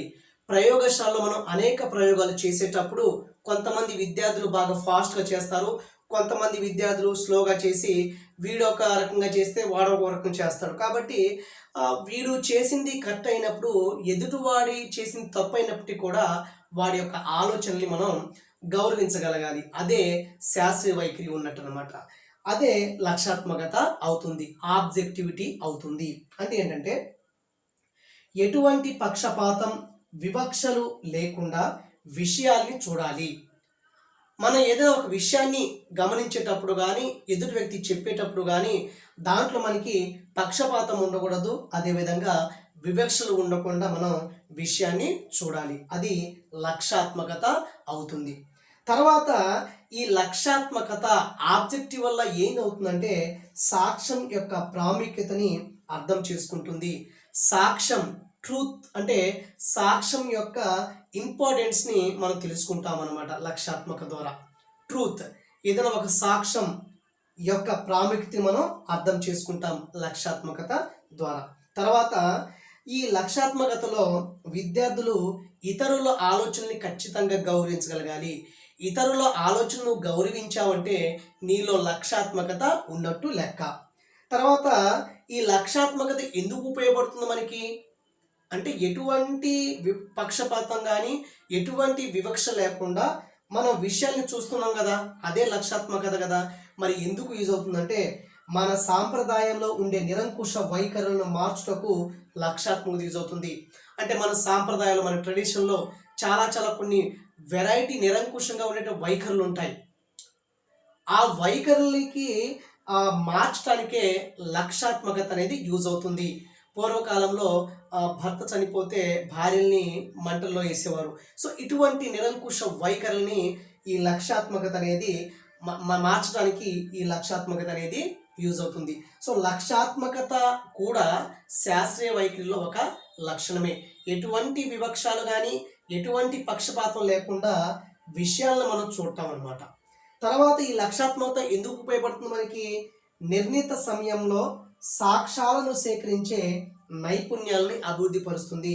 నిర్ణీత సమయంలో సాక్ష్యాలను సేకరించే నైపుణ్యాలని అంటే ఏదైనా ఒక ఎవిడెన్స్ని, సాక్ష్యాలని సేకరించే నైపుణ్యం ఉంటే ఆ నైపుణ్యాన్ని అభివృద్ధి పరిచేదే లక్ష్యాత్మకత. గుర్తుపెట్టుకోండి, నిర్ణీత సమయంలో ఏదైనా ఒక నిర్ణీత సమయంలో సాక్ష్యాలను సేకరించే నైపుణ్యాలను అభివృద్ధి చేసేది. సాక్ష్యాలను సేకరించడానికి కొన్ని నైపుణ్యాలు అవసరమవుతాయి. ఆ నైపుణ్యాలని అభివృద్ధి పరుస్తుందన్నమాట లక్ష్యాత్మకత. ఇది లక్ష్యాత్మకత వల్ల మనకి ఉండేటువంటి 2 ఉపయోగాలు. ఇదండి మనకి శాస్త్రీయ వైఖరి అంటే ఏంటి, శాస్త్రీయ వైఖరి ఉన్నటువంటి విద్యార్థుల లక్షణాలు ఎలా ఉంటాయి, ఆ లక్షణాలని ఒక్కొక్క పాయింట్ ఆధారంగా మనం చాలా డెప్త్గా నేర్చుకున్నాం. తర్వాత ఇంకోటి మనకి నెక్స్ట్ ఏం వస్తుందంటే మన నెక్స్ట్ వీడియో అనేది లాస్ట్ వీడియో అవుతుంది యూనిట్ 2కి. దాంట్లో బయాలజీ మెథడాలజీ లెసన్స్ వినేటప్పుడు కొంచెం బోరింగ్గా ఉంటుంది, అది వాస్తవమే. కానీ మీరు వీడియో లెంత్ అనేది ఎక్కువగా ఉన్నప్పుడు దయచేసి ఒక 20 మినిట్స్ చదివి ఆపండి, మళ్ళీ ఒక అరగంట చదవండి. అలాగా వీడియో ఎంతైతే ఉందో దాని తగ్గట్టుగా మీరు చదవండి. మెథడాలజీ వీడియో చూసేటప్పుడు ఖచ్చితంగా 1 సెకండ్ పార్ట్ కూడా మనం స్కిప్ చేయకూడదు. ఆ సెకండ్లోనే ఇంపార్టెంట్ పాయింట్ అనేది వెళ్ళిపోతుంది అనమాట. కాబట్టి దయచేసి మీరు ఎవరైతే మనకి తెలంగాణ రాష్ట్రంలో కానీ ఆంధ్రప్రదేశ్ రాష్ట్రాల్లో ఈ స్కూల్ అసిస్టెంట్ బయాలజీ చాలా సీరియస్గా ప్రిపేర్ అవుతున్నారో ఆ అభ్యర్థులకి ఎంతో కొంత న్యాయం చేయాలి, సబ్జెక్ట్ని అందించాలనే ఉద్దేశంతో నేను Karthik bio academy YouTube channel start చేశాను. బట్ నాకు స్కూల్లో ఉన్నటువంటి పని ఒత్తిడి వల్ల ఈ వీడియోస్ అనేవి అంత తొందరగా చేయలేకపోతున్నాను. సో భవిష్యత్తులో ఇంకా తొందరగా చేయడానికి అవకాశం నాకు రావాలని ఈ వీడియోస్ని మీ 10 మందికి షేర్ చేయండి. చాలా జెన్యున్గా హార్డ్ వర్క్గా నమ్మండి. మీ హార్డ్ వర్క్ మీరు నమ్ముకుంటే తప్పకుండా విజయం సాధిస్తారు. మీ విజయంలో ఎల్లప్పుడూ మీ కార్తిక్ బయో అకాడమీ ఉంటుంది. కొన్ని రోజుల్లో కార్తిక్ బయో అకాడమీ యాప్ కూడా మీకు అందుబాటులో ఉంటుంది. గూగుల్ ప్లే స్టోర్కి వెళ్ళి మీరు డౌన్లోడ్ చేసుకొని దాంట్లో మన వీడియోస్ అనేవి చూసుకోవచ్చు. I wish you all the best students. I wish you all the best DSC aspirant. మీకు ఏమన్నా డౌట్ ఉన్నప్పుడు వాట్సాప్ చేయమని చెప్తున్నాను. మరి ఎక్కువ చేయకండి, ఫోన్ అనేది హ్యాంగ్ అయిపోతుంది. నెక్స్ట్ వీడియోలో మళ్ళీ కలవడానికి ప్రయత్నం చేద్దాం, మళ్ళీ కలుస్తాం. Okay, thank you వనండా.